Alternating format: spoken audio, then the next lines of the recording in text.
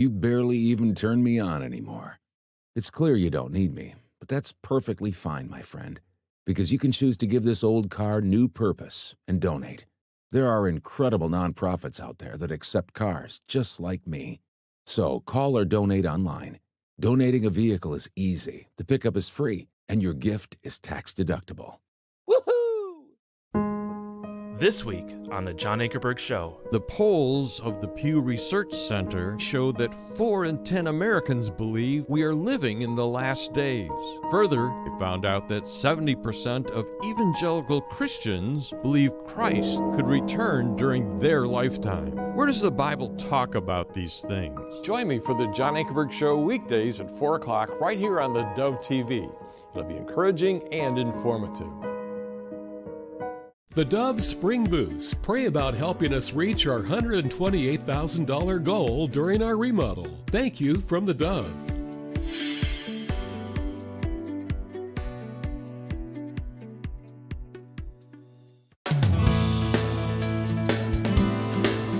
Well, good morning, good morning. Yes, I'm like a bad habit. I return. We're so glad you're here. Well, I'm glad you're in that seat. Thank you to you and Melinda for the last 2 days. Interesting times here at the Dove with things that are going on behind the scenes, and you two were champions. Thank you. You're welcome. I was away at a convention, the National Association of Broadcasters, which is their annual convention. It is absolutely huge. I would say, I don't think I would be underestimating 100,000 people come to this from all over the world. I was in meetings from sunrise to sunset, and in between going to the displays and everything. I took our chief engineer with us, Dan, and it's a little overwhelming. The first day I walked 11 miles. Wow. Well, I was just telling you, you look slimmer. Yeah, well, only because of lack of sleep, I think. So, but anyway, good morning to you. Let me ask you about this conference. Mm-hmm. Were you was your mind blown with all the technology there, or are you pretty up to date? Well, it's interesting. This is where people has anything to do with media come to this conference from literally around the world, and there's every person you can think of, and there's every manufacturing company that you can think of. So, like if you were going to look at a computer, well, there's 20 companies selling the same computer, and you have to figure out which one you want to do business with. But when you get into the broadcast industry stuff, we're looking at cameras, we're looking at switchers, we're looking at relay switches, we're looking at all kinds of stuff, and it's a little overwhelming because you have to kind of work your way around through it and figure out who's got the best deal, what do you want to do. I look for two things. I obviously look for price, but I also look for warranty. Because you can go to this company and they sell the same product this company is. Well, this company only gives you a year warranty. This company will give you 3. So then you say, well, I'd like to buy yours, but he gives me 3 years of warranty. And that's how you feel like Trump in there. You're negotiating back and forth, But anyway, it was good. It was very enlightening. I tell you, technology it's absolutely wonderful, and at the same time, it's scary where it's going. I think if it's imaginable, it almost can be done. That's how. Oh, interesting. It's everywhere. It's just mind-boggling. If you have the money, you can buy the piece of equipment that'll do the job. So is AI replacing broadcasting? AI is there cautiously. There's a lot of company representing AI. I think everybody's looking at it with caution. It probably will have a lot to do in content development. Everybody thinks, it's going to replace people. I don't think so. It may streamline the operation. Mm-hmm. Like in a newsroom, you can use AI, but is AI giving you the truth? I mean, so you have to know enough about what you're doing to self-check AI. Mm-hmm. And so, but I will say this, the convenience of it is amazing. And when you get into the engineering of things, like Dan can tell you, the engineering of things, this wire goes over here, and this transistor goes here, and this thing goes here. AI can figure that out pretty fast, and that's what they're saying. It's obviously going to be good in medicine and things like that. Yeah. But no, it's not. Look, it's going to be a big part of our world. I don't think it's going to take it over. At the end of the day, people want jobs, and people Even young people are cautious of it. They like it, but they're cautious of it. And that's probably the right way to approach it, you know. Yeah, you need to be because, there's just so much unknown about it too. Yeah. Where you don't know the limits. All right, good morning to you. A lot going on in the news. There always is. I don't know when there's not. Even down where I was, there was a lot going on in the news. But anyway, anything special? Well, we do have a cookie to celebrate today. It's, let's see, where do I have it? I had that information. And I did not, Chinese almond cookie day. It's in my notes. I was looking for it. Here it is. Yeah. It's a slightly crunchy, almond-flavored treat that is often served with tea and have been a favorite in Chinese American bakeries. I mean, it looks like a normal cookie with an almond on top, but apparently it's a Chinese treat, and they're easy to make, they're fun to gift, and even better to enjoy with a warm cup of green tea or oolong tea or any tea for that matter. So that's what we're celebrating today. There are some other weird things that I'm not going to mention, but a cookie. A cookie. All right, good stuff all the way around. Well, good morning to you. Beautiful weather where I was. It was warm. It was nice. But when you're indoor most of the time, it's warm and nice. It's warm and nice. Anyway, let's check in with Jerry. He's warm and nice. With drier, warmer conditions returning to our region, today in northern Oregon and southern Washington, mostly cloudy and mid-60s for Vancouver, Portland, and Wilsonville, patchy fog then mostly sunny with a high near 61 in McMinnville. Continuing down the Willamette Valley, mostly sunny and mid-60s for Salem and Eugene with a calm wind, early patchy fog in Albany and Corvallis, mainly before 10 a.m., then partly sunny with daytime highs near 63. In central Oregon, sunny in upper 60s in Prineville, partly sunny in low to mid-60s in Bend and Sun River with a light southwest wind. Over in Boise, Idaho, mostly sunny with a high near 68. Along the Oregon coast, patchy fog before 11 a.m. around Coos Bay, then partly sunny in mid-60s. Partly sunny with highs in the mid to upper 50s from Port Orford through Brookings and Crescent City, California. In southern Oregon, patchy morning fog for Grants Pass and Medford, then partly sunny with highs in the low 70s.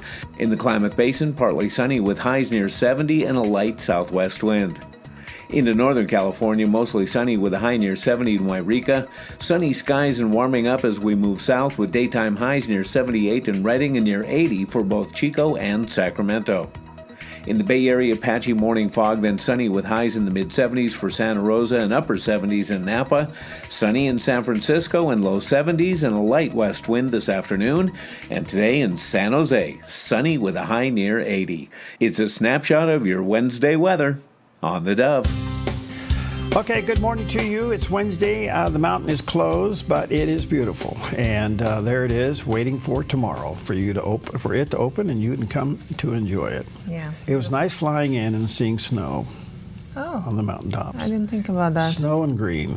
Yeah. We live in a beautiful area. Isn't it beautiful? So, yeah. Yep.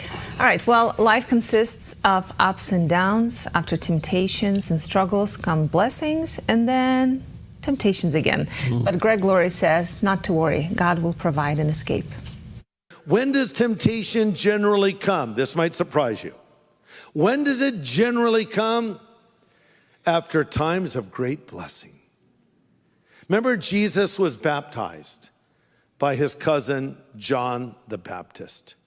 And then you remember that the Father spoke from heaven and said, "This is my beloved Son in whom I am well pleased." And the Spirit of God came upon Jesus in the form of a dove. What a moment. What a blessing. And what do we read then? Immediately after that, Jesus went into the wilderness to be tested and tempted by the devil. After the dove came the devil. After the blessing came the temptation. So it might happen after church. Oh, I love that.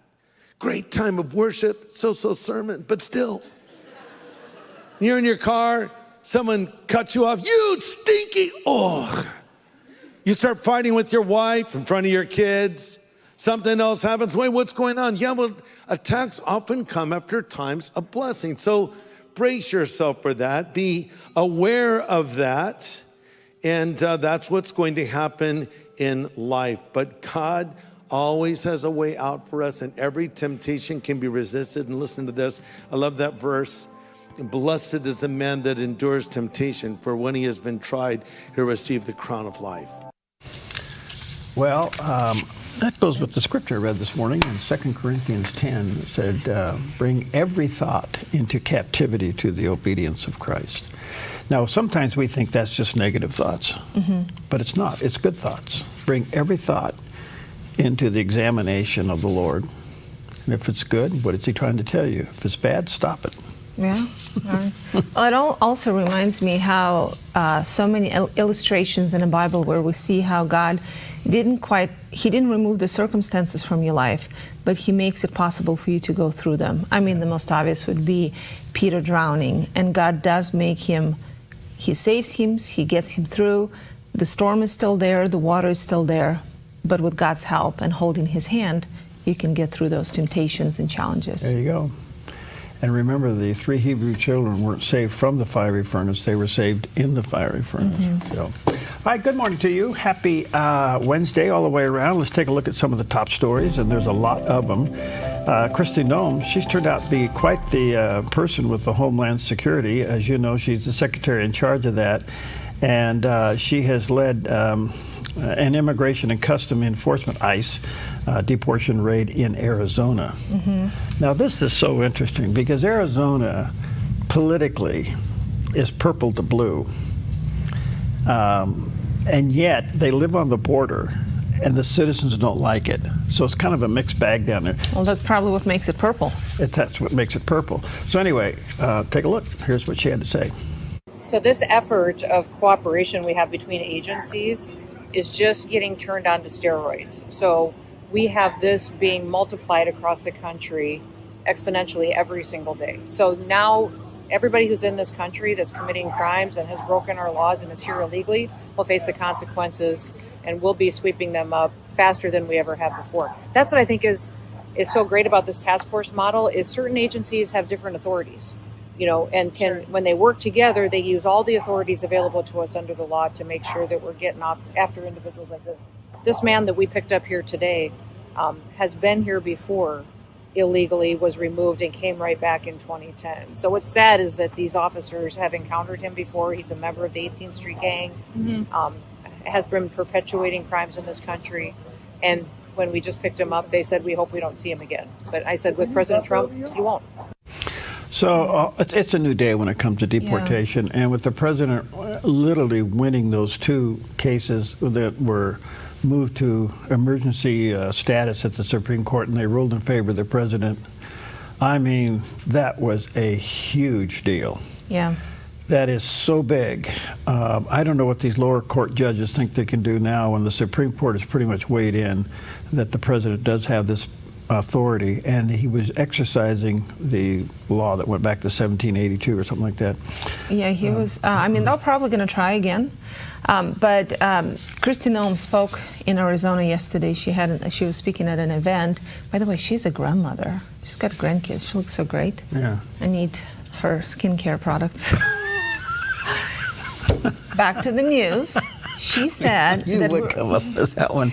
Okay. She said we're very close to having operational security at the border, which is something we weren't able to say for the last how many years, and then the crossings, illegal crossings, are 94% down. I mean, who can argue against that and the fact that this is a good thing? But there are always people who are arguing. Well, the oddity and the craziness of it is to have a judge wanting to bring criminals back into the country and release them.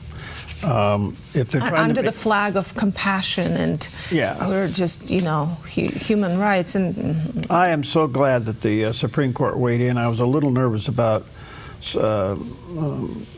Chief Justice Robertson, what he might have done, but it was a 5-4 deal right down party lines. And anyway, both cases, and the president has the authority, and it's going to continue. If other judges pop up, then I think that he now can go down that path again and ask the Supreme Court to weigh in. So, okay, well, here's another one. The president continues to crack down on DEI things and gender activity in boys and girls sports and that whole thing. So he decided he was going to go after Princeton. Can you imagine this? Going after Princeton. university and basically said, we're going to hold back $4 million because you're not upholding my executive order of not allowing men to participate in women's sports. And here's what the president of Princeton had to say. We have to comply with the law. If there's an allegation that there's some kind of unlawful behavior, we have to change that.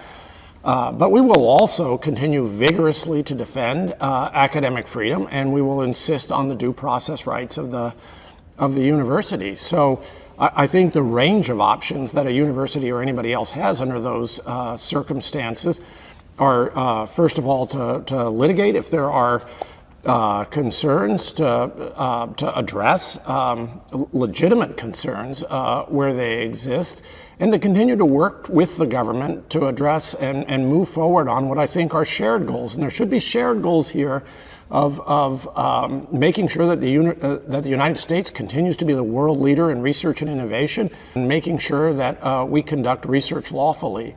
So those conversations I think we can have. There are other people who urge, well, are there other ways that you can accommodate the government in some way or bend to the government's policy preferences in order to restore funding? I think that's the wrong way, at least for an academic institution, to be thinking about what its responsibilities are. We need to be true to our mission and we need to be true to our values. And I think that's a way of being true to the broader American mission. Okay, well, this is going to be an ongoing struggle. The $4 million was held was from the related to climate research there at the university. But here's the key point. That university last year under Biden received $455 million in federal funding. And so here comes the Trump administration say, okay, but you are not going to do this stuff, especially as it relates to the NCAA and all of those things. You can't do this. And so, but he's basically saying, well, our mission is the research. We're going to do this. We're going to do that. Okay, fine. But you can't show favoritism to one group of people over another at the cost of being just normal. Right. You decided to be crazy. The government's forcing you to be normal. That's a lot of money they're getting from the government. I didn't realize. $455 million last year went to Princeton from the Biden administration for various grants and various levels. Okay, so the president obviously zeroed in on the climate change one because he thinks the climate change stuff is just a bunch of hoax, so to speak. It doesn't mean conservation. It means all this other stuff that goes on with it. So anyway, that's. Do you think that will set precedent and send a signal to other universities? Yes, I think it does. He's already done that to Columbia and others when it came to sports, and so we'll see. But he has the power of the purse and say, no, you can't do that. And I think it's big. You know, the other thing I have to ask the question is, I mean, you have the government giving private institutions money to do stuff. You have the government giving NPR money to blast the American dream. Is that what we pay taxes for? Why don't you let the university make it on their own? Why don't you let NPR tuition. Make it on its own? We have no grants here. Yeah, well, I mean, you're right. Tuition is high enough for them to be able to. I mean, I was looking the whole time he was talking. I was looking at his background.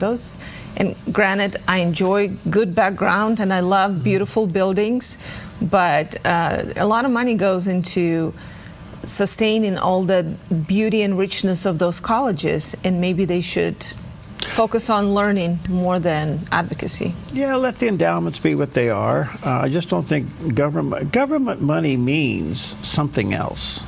It means some form of control. And here's a classic example. You want us to give you $4 million to do what you want with it. No, it comes with strings attached. And the strings were pulled back, you know. I think that in shrinking government, you have to shrink all of these grants that are out there that were nothing more than just biases, funding biases. And so, anyway, Princeton, $455 million, that funds a lot of stuff. Yeah. Okay.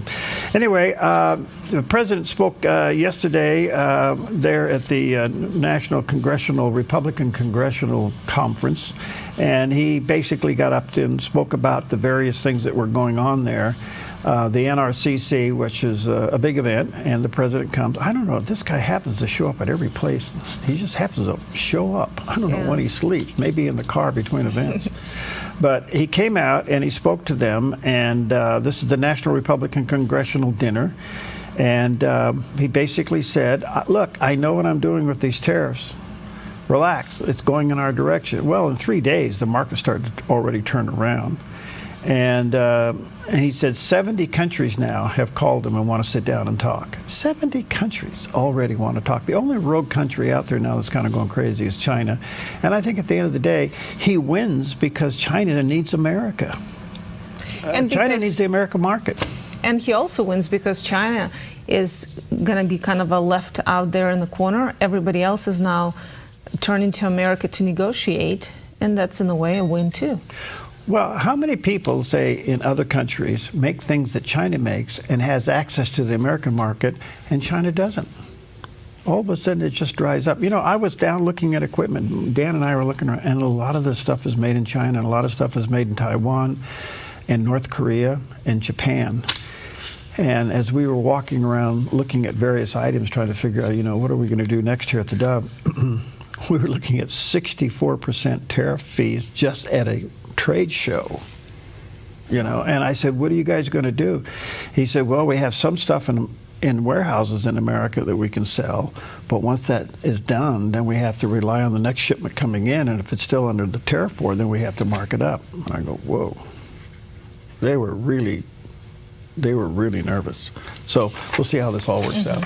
All right, good morning to you, a lot there, and happy Wednesday to you. Nice weather. And Polina's here. Melina's sleeping in. And we'll be right back.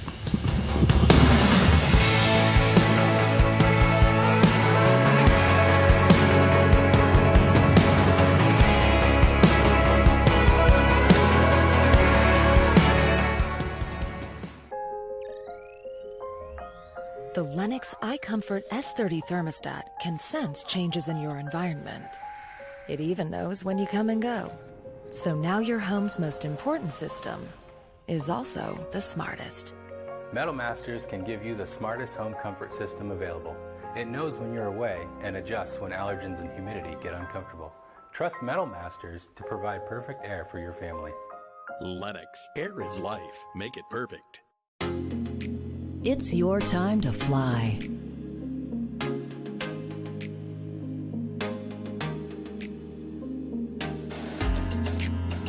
It's your journey. Let's make it friendly. We are your airport. Fly MFR. Finding that next great series to binge watch is fun, but your neck, shoulders, and body don't count that as me time. Hi, I'm Tamara Miller, owner of Organic Element Spa, and I invite you to put down the remote, get off the couch, and schedule yourself some real me or we time with your favorite service, like one of our many massages, couples massages, or facials. Your health, safety, and comfort are always top priority with us at Organic Element Spa. We can't wait to see you. Book your appointment today. Of all the options to choose from on your new car, privacy is not one of them. Your car's #1 job is to get you places safely, but its #2 job is data collection, your data. And your data is worth $400 billion. The saying in Silicon Valley is, if you're not paying for the product, you're the product. How cars have become spies on wheels. Watch the 700 Club Wednesday morning at 11 on the Dove TV.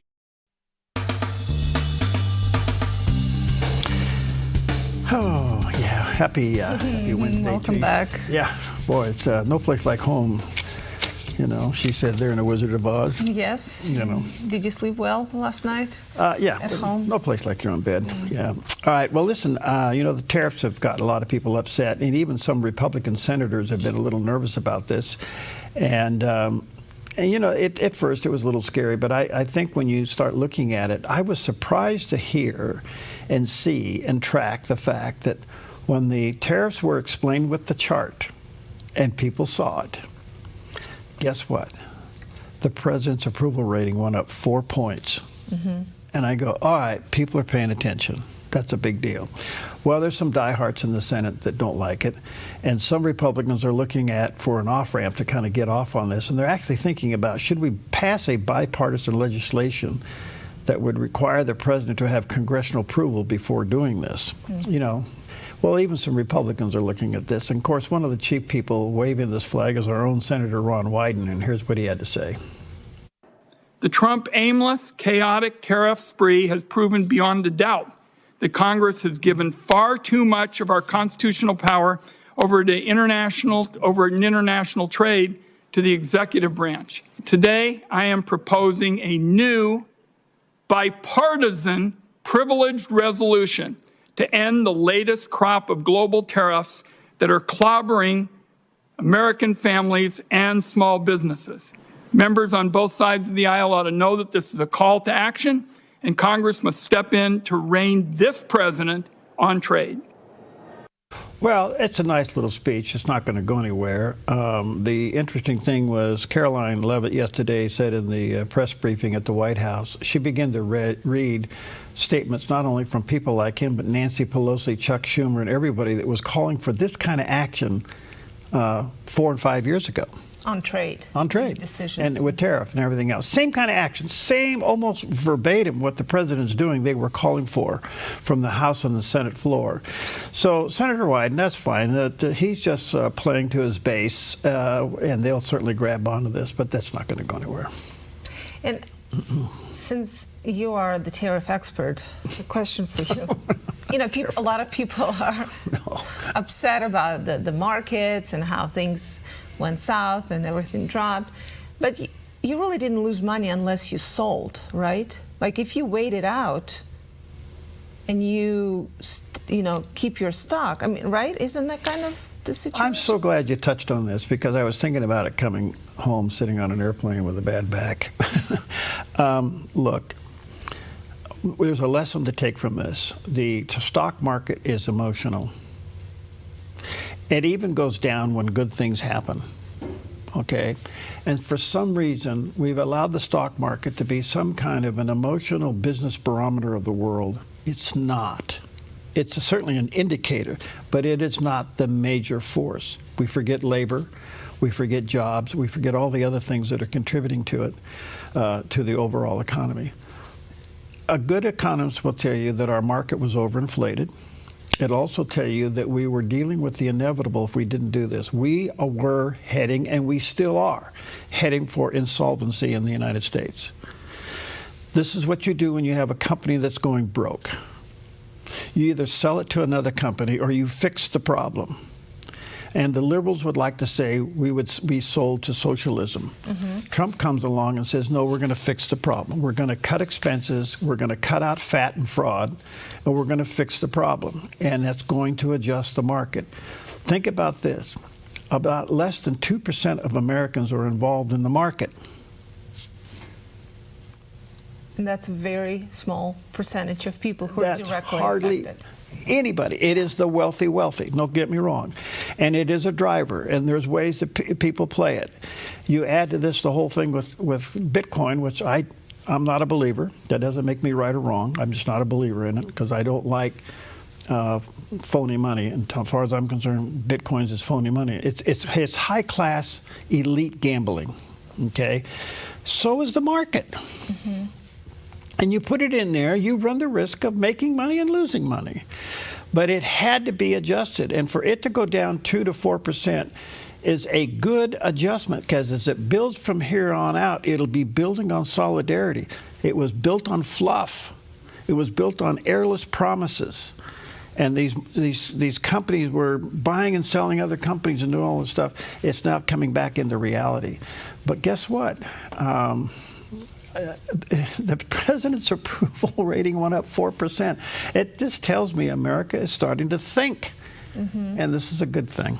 You know, I was working with a client yesterday in real estate, and she has to rely on her 401k for a down payment, and the closing day is coming up. So she was quite upset that she's one of those people who actually has to sell now, and because it's stocks and 401k.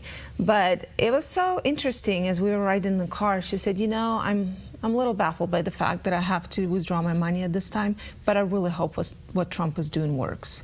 So there's still common sense, even for people, at least the ones I deal with, for people who have to face and really live with the consequences of, you know, the stock market today, but there's still hope that things in the long run will work. And smart people understand it. Sure, and it has a lot to do with what you bought, what level you bought going in. So if it's off 4%, it's still probably up 20% from where you bought it. And that's a mental adjustment. If you bought yesterday and you had to sell yesterday, right, that could be a problem. But a lot of these people are long-term. A long-term investor, a smart investor, does two things. They diversify, okay, which means they spread their wealth out in various ways because of this erratic movement. And the other thing they have is patience. A lot of us don't have. That's a virtue. That's a virtue. All right, let's take a look at the satellite image. Here's what's going on. Nice weather. We do have a little bit of a system moving our way, but it doesn't do a whole lot. And things are moving along. So nice weather. We could see some temperatures in the upper 70s. Won't that be nice? Oh, can't wait. Can't wait. Beautiful. So you want to go out and plant your flowers? Yes, I want to plant flowers. I want to sit outside and read. I want to enjoy the sun. I want to have beautiful weather for Easter. I hope that happens next week. A couple more weeks, huh? Yeah. All right, we'll take a quick break, and we will be right back because today is Chinese Almond Cookie Day. Oh, wow, you remembered. Yeah. Oh. Hey, my memory didn't go in 2 days.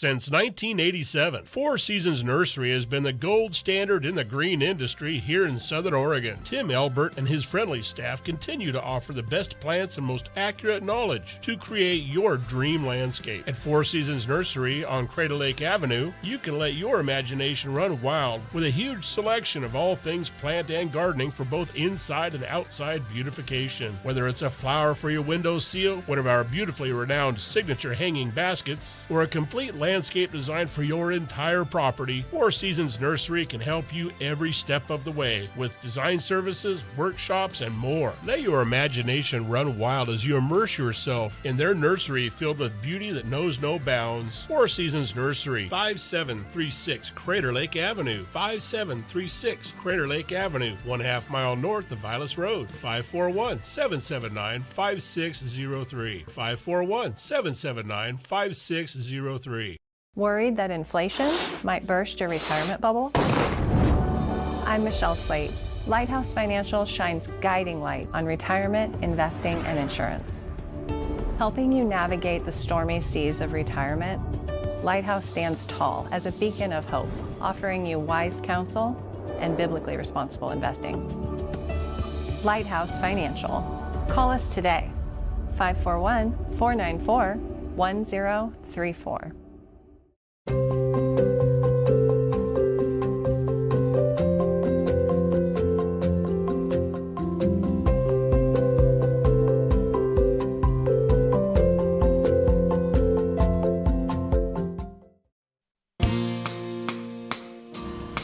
All right, good morning. Happy Wednesday to you. 28 minutes before the hour. A lot going on around the world in the United States. And, of course, then there's the Middle East. A little bit of a ticking time clock over there. Let's check in with CBN Newswatch and find out what's going on. This is CBN Newswatch.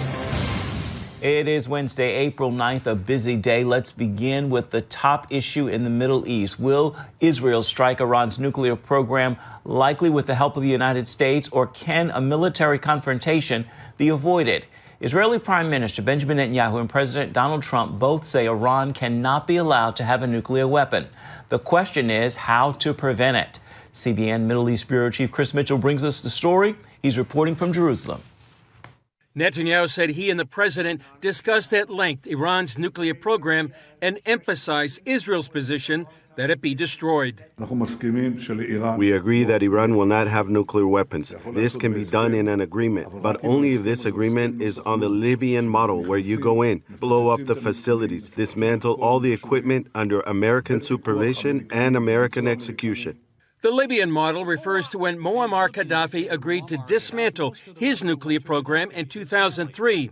If Iran doesn't take that option, Netanyahu said that leaves military force. The second option is that this won't happen, that they will just drag out the talks, and then the option is military. Everyone understands that. We discussed that at length. Some believe Netanyahu and his team were taken by surprise when President Trump announced the U.S. planned direct talks with Iran, Israel's biggest enemy.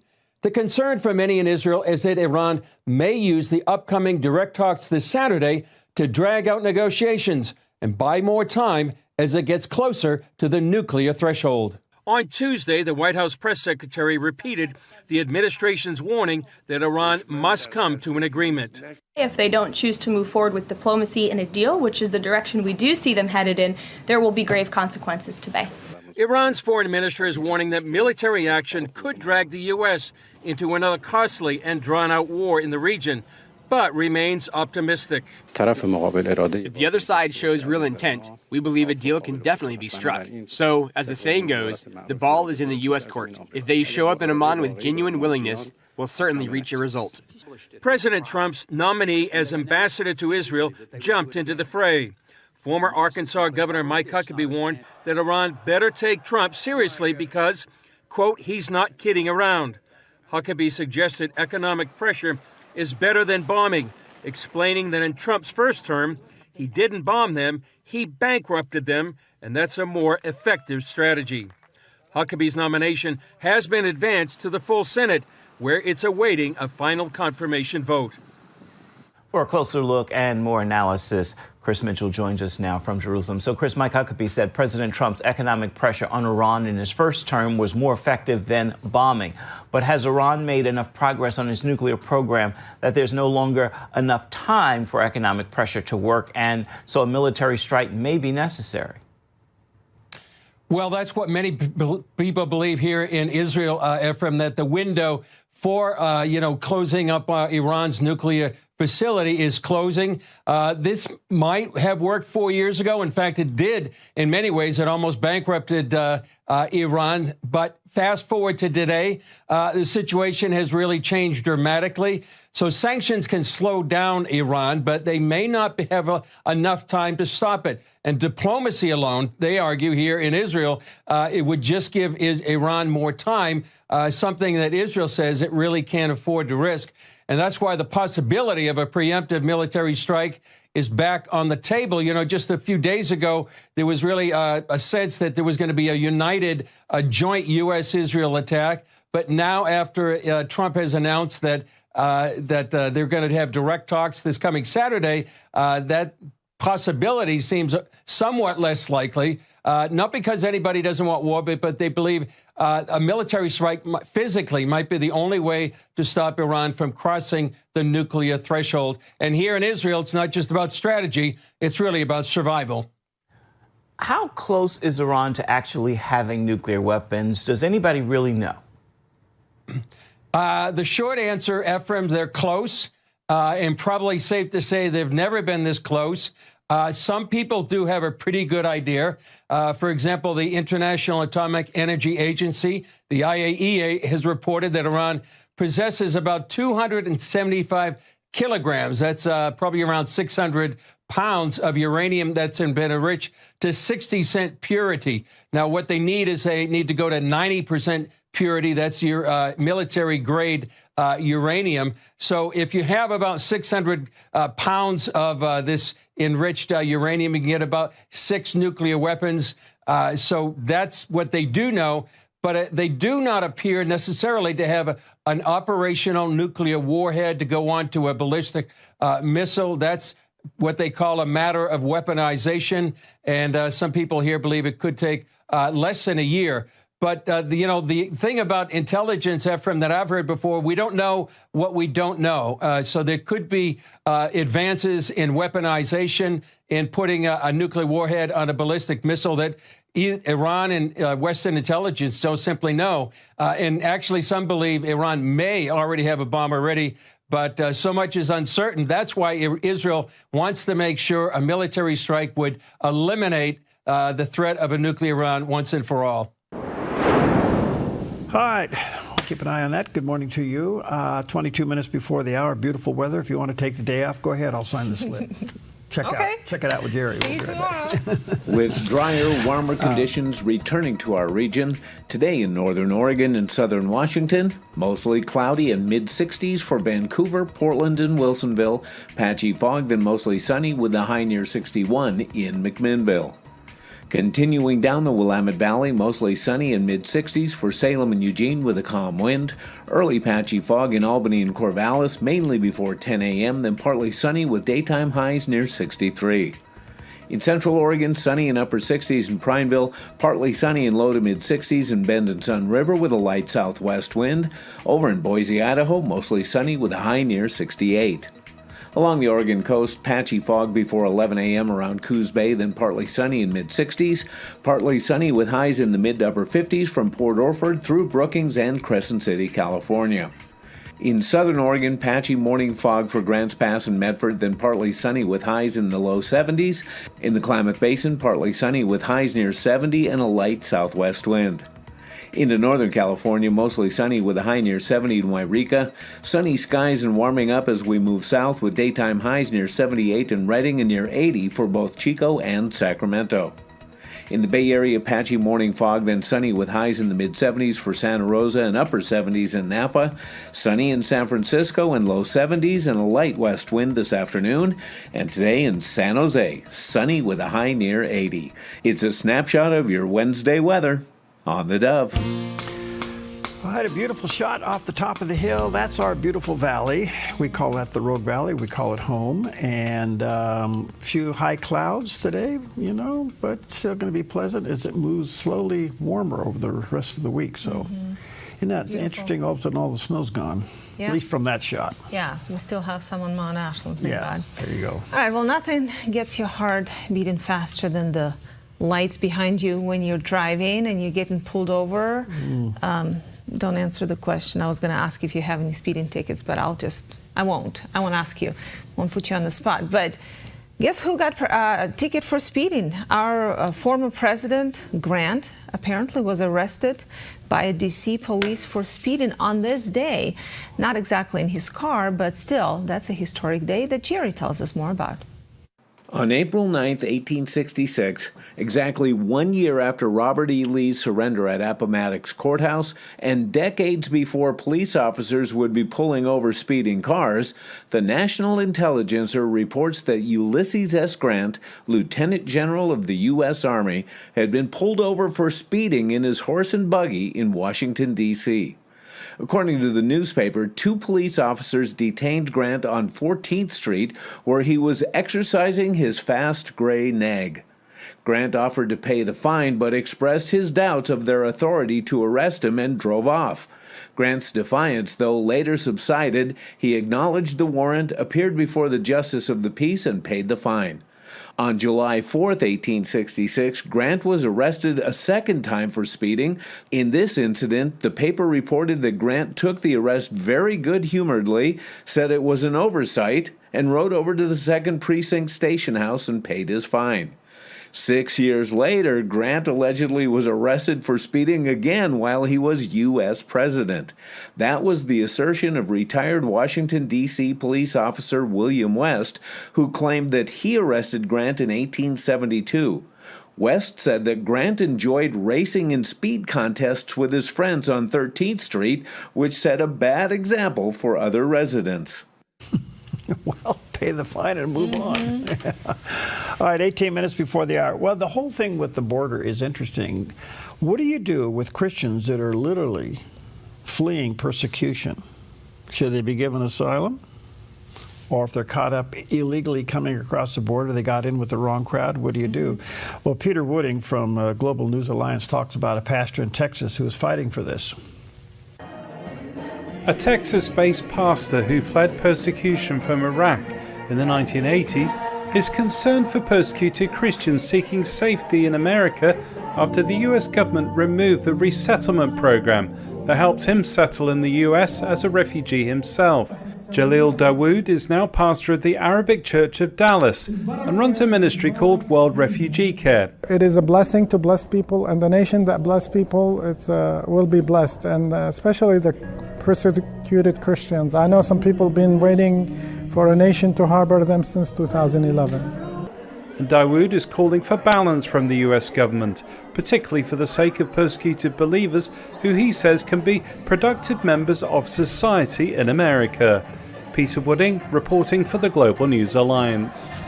I've often thought of this, people who are coming across really for the right reasons. They're literally looking for political asylum. Are they given a chance, or are they caught up in the crowd? You know, that's a tough call. It is a tough call, and unfortunately our system has been so messed up, and for so many years we've allowed the bad actors to come in, so now the good ones have to suffer.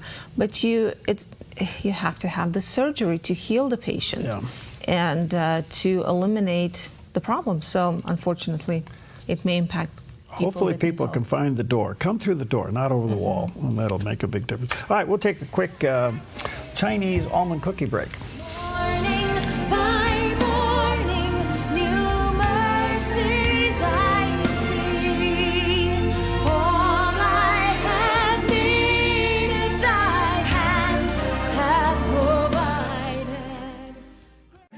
Disasters happen, and Oregon faces a range of disaster threats, including earthquakes, floods, and storms. You can prepare now by taking 3 important steps. Create a home inventory, make copies of important financial records, and contact your insurance company to make sure you have the right amounts and types of home insurance coverage. Be disaster ready by being insurance ready. Visit dfr.oregon.gov/prepare now to learn how. Thank you. Thank you. Thank you for your generous giving to the Dove. We as a staff are so grateful you make it possible for us to broadcast hope all across the Dove TV and radio network. Thank you. Thank you. Your support is touching and changing many lives. And bringing much needed news and information From a Christian worldview. Thank you. Thank you. Thank you. Thank you for believing in, praying for, and supporting the Dove. Don't miss this. After being stripped, beaten, locked, and left to suffer, Paul and Silas were praying and singing hymns to God. They chose to praise God in the middle of horrible circumstances. If we're worshiping God with resolution today, we will learn to worship God in persecution tomorrow. We need to learn how to worship God. Know this, when you come to church every Sunday, this is a rehearsal. We're learning to praise God, not just for now, but for the days coming when we will not need praise just for our own edification, but for our own protection. Praise is a weapon. You and I get to choose how we respond to persecution. We can respond in anger, or we can resolve to worship and amplify the values of God's kingdom. When the time comes, I pray that you and I will have the courage to make the right choice. And we resolve to worship even in the midst of mistreatment. God will get the glory, and victory will be ours. How y'all doing out there? Pretty good. Do you like Newt Gingrich? He's an interesting guy. You know, remember, he did balance the budget under the Clinton era.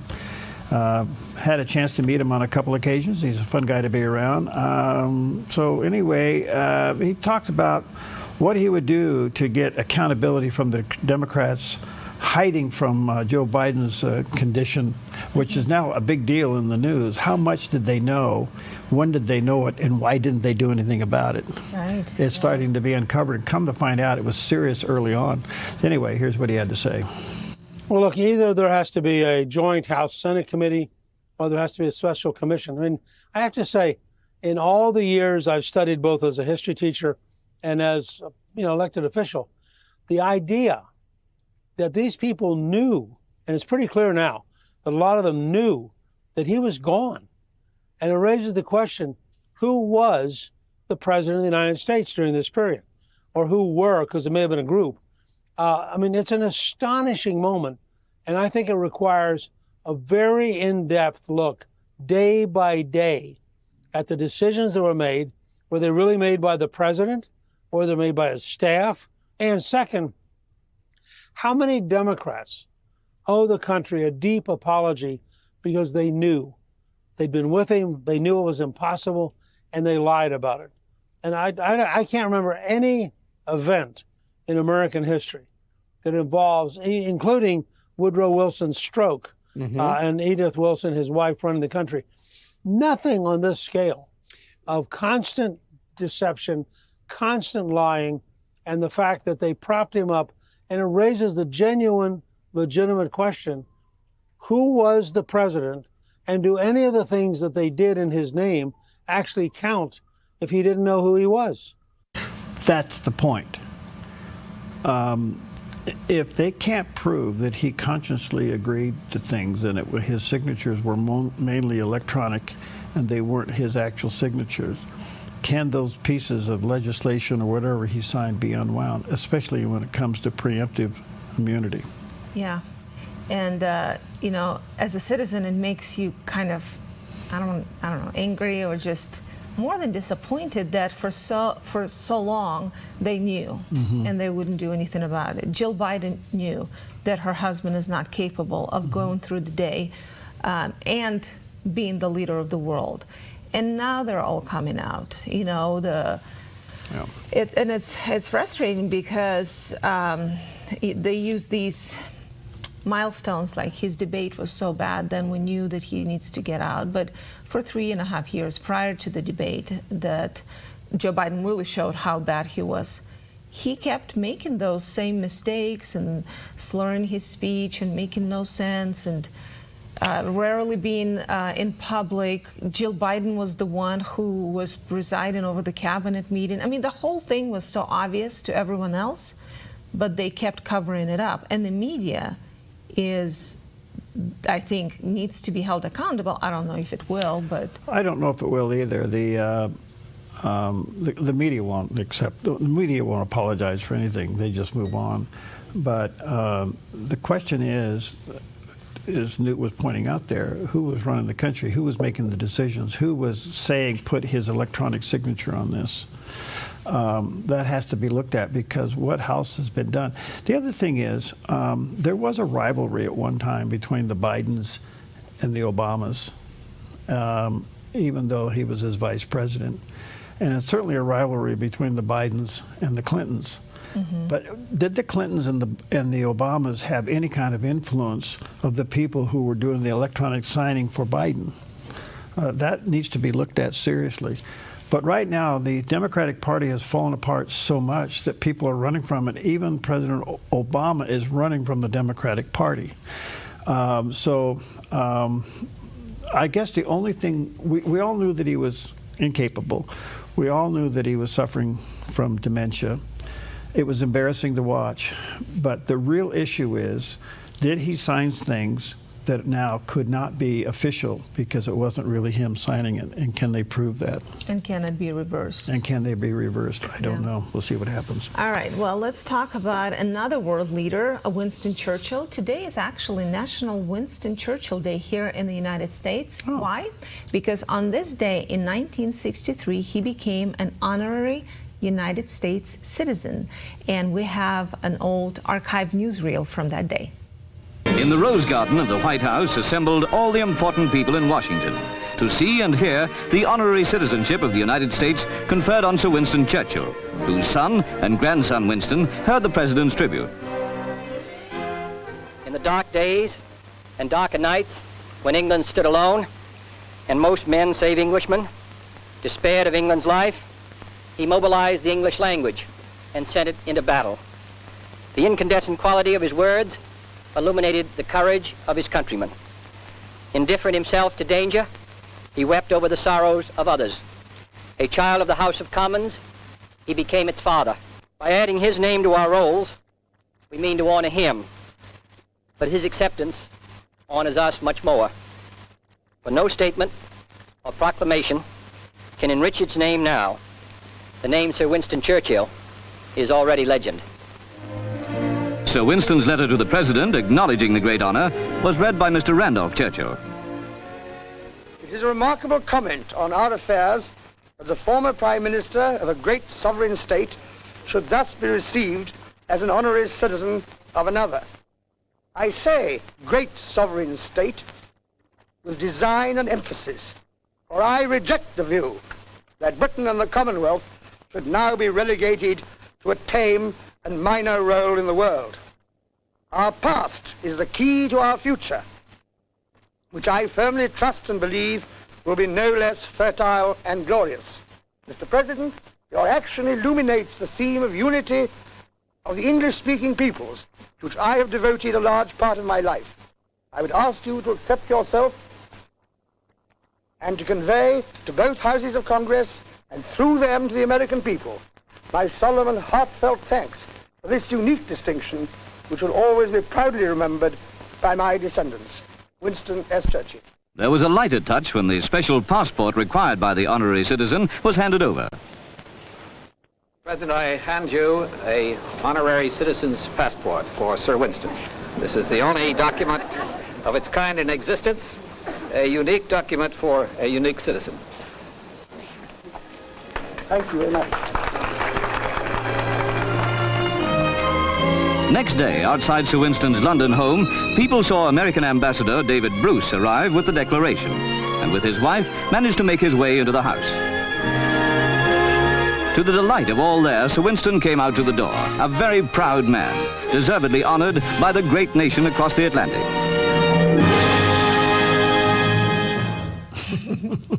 We should start doing news stories like that. Isn't that something how they used to read them in the music and all that? Oh, yeah, it's a production. I read one of the biographies of him that was primarily quoted, I shouldn't say quoted, dictated by his nanny. Oh. So there's several out on him. And then Wallace Handley, didn't he work? Wallace Handley did a story with his grandson. His grandson and him did a story did a book together. Mm-hmm. I wonder if it's grandson who attended. That's a good question. I don't know if that was the one. But Winston Churchill's bust was removed from the White House during the Obama years, and I think even during the Biden years. But I think President Trump has brought it back. I think so, yeah. Yeah. But this was a historic day because Winston Churchill became the first honorary citizen. That's why when the passport was presented, they said it's the first of its kind. It doesn't exist anywhere. So that was a very special day to honor an extraordinary leader of another country. Well, I have two little signs in my office. One you gave me from President Reagan, said it can be done. Yeah. And the other one I have is from Winston Churchill, and it says this: if you're going through hell, keep going. Don't stay there. Yeah. And he proved it with his life. He proved it with his life. All right, let's take with you Psalm today, a powerful one. The Lord of hosts is with us. The God of Jacob is our fortress. Take that with you today, Psalm 46, verse 7. We'll be right back.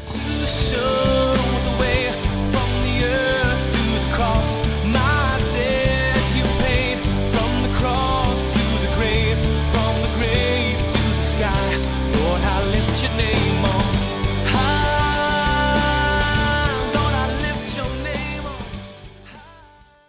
The right cleaning company matters. Choose Dust Plus Cleaning and Carpet Care, a family-owned company proudly serving Grants Pass and nearby communities for over 25 years. We're passionate about delivering the best, whether it's carpets, using purified water for no window spots, or carefully washing solar panels. We're committed to superb customer service from start to finish. Radiant spaces from local professionals. Request a free quote today.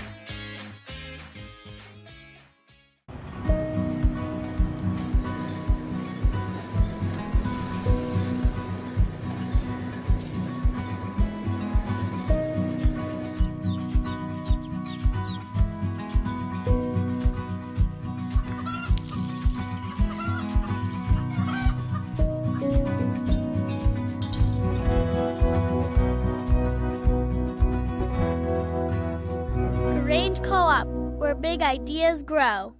At Sweet Tea Express, we've got you covered. Order at the counter and our friendly service staff will do the rest. Burgers, salads, sandwiches, barbecue platters, sides, and more. Smoked, grilled, and served to perfection. Sweet Tea Express. Breakfast, burgers, and barbecue. Clean water is essential to your good health. Ultra Pure Purified Water has been delivering purified, healthy drinking water to the Rogue Valley since 1995. Locally owned and family run, Ultra Pure Purified Water uses a multi-stage process ensuring your delivery of water is 99.8% pure, so your family stays hydrated and healthy. Online at ultrapurewaterinc.com or call 541-734-0828. 541-734-0828. Welcome to Rise Direct Primary Care. Imagine a healthcare experience where you're known by name, cared for like family, and treated with compassion. How is that possible? With an affordable, flat monthly membership, you receive unlimited primary care and minor urgent care visits. No insurance needed. At Rise Direct Primary Care, we offer a friendly, affordable healthcare experience where you get a whole hour with your provider. Located in Central Medford and accessible by phone or text, we can typically get you in the same or next day. We prescribe urgent care medications directly from our office, saving you a trip and wait time at the pharmacy when you'd rather be at home getting better. Personalized medical care with a human touch. Rise Direct Primary Care is all about healing the sick with compassion and keeping the healthy healthy. Rise Direct Primary Care. We're here for you. Visit risehealthdpc.com or call or text us 541-827-8603. 541-827-8603. Help the Dove with much needed equipment for our remodel. Pray about giving to our spring boost. Thank you from the Dove.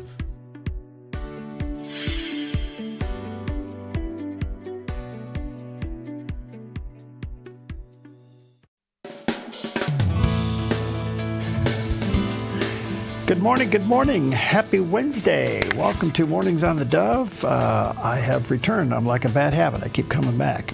And we love our bad habits. No, thank you. Thank you to you and Melinda for filling in. Kind of an interesting time here at the Dove. You know, Jerry's out with a broken leg. We had some people sick. I had to be out of town. I couldn't get out of this conference I had to go to. And so it all fell on you and Melinda, and you guys did great. We tried. I do have to say that being in your chair is a huge job, you know, and I'm not just trying to flatter you, but whoever hosts the show, when you look at, you know, you have a different appreciation when you've tried, because not only do you have to say something smart and comment on things, but you have to have control of the show. You're keeping, you know, the flow going. You're asking questions. Gosh, I don't know how you do it. I'm so glad you're back. Well, thank you. Next to Peggy, I'm the second person so glad that you're back. Well, I've learned doing this through the years. My biggest love-hate is with one piece of equipment in here. Which is? You know camera? what it is? Huh? A camera? No. Equipment, okay. Yeah, piece of equipment in here. I have no idea. The clock. Oh. Why? Because you're constantly in your brain saying, can I say this and get out by that time? Well, that's another thing. As the main host, you have to control the clock. And, you know, it's one thing when you're talking, but when I can only imagine when I start talking, your heart is probably pounding because, like, when is she going to shut her mouth? Well, I don't know. Well, you taught me that doing talk shows, but anyway. Anyway, welcome. Happy Wednesday to you. Beautiful day in the neighborhood. We have some great weather ahead, so we're looking forward to that. A little bit of a warming trend. And so nice out there, really nice. I was only gone for like 3.5 days or 4 days, and I came back and the trees popped out. I know. They just we have this beautiful Japanese maple in our backyard that just totally lost all the leaves, naked, crazy, ugly. But in the last week, it's blossomed. It's so pretty. It really is nice. Yeah. Good morning to you. Anything special? Yes. So today we pause to honor the incredible strength and sacrifice of America's former prisoners of war. This is the National Former Prisoner of War Recognition Day, a time to remember those who endured captivity, separation from their families, and unimaginable hardship in service to our country. So if you see a POW MIA flag flying today, honor it. That's part of the nationwide observance. You know what's interesting about that? Did you ever read John McCain's story? No. Pretty interesting. Obviously, he was a U.S. Senator. He ran for president. He, at the end, got a little on the liberal side. But the point being is that his service in the military and being a POW was pretty hard. Yeah, well, and an interesting fact there, since the Revolutionary War, more than 500,000 United States service members have been held as prisoners of war.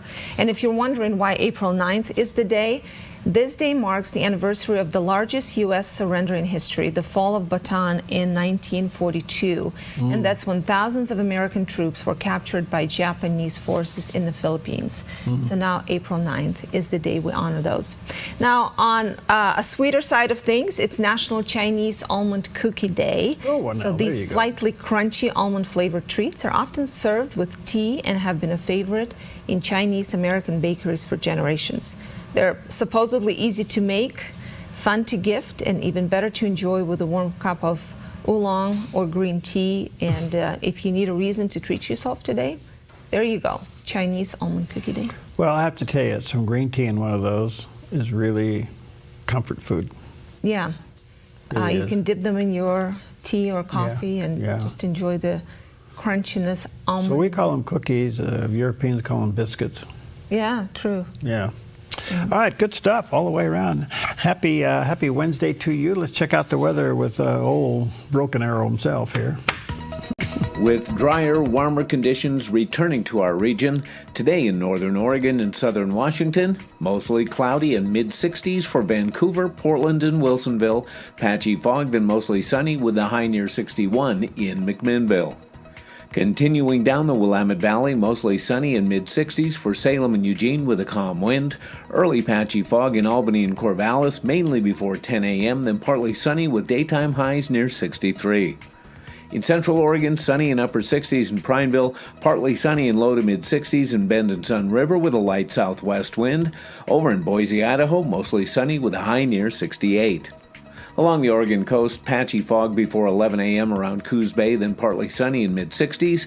Partly sunny with highs in the mid to upper 50s from Port Orford through Brookings and Crescent City, California. In southern Oregon, patchy morning fog for Grants Pass and Medford, then partly sunny with highs in the low 70s. In the Klamath Basin, partly sunny with highs near 70 and a light southwest wind.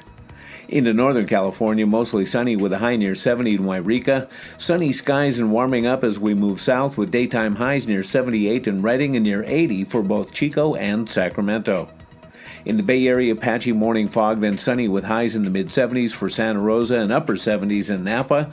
Sunny in San Francisco and low 70s and a light west wind this afternoon.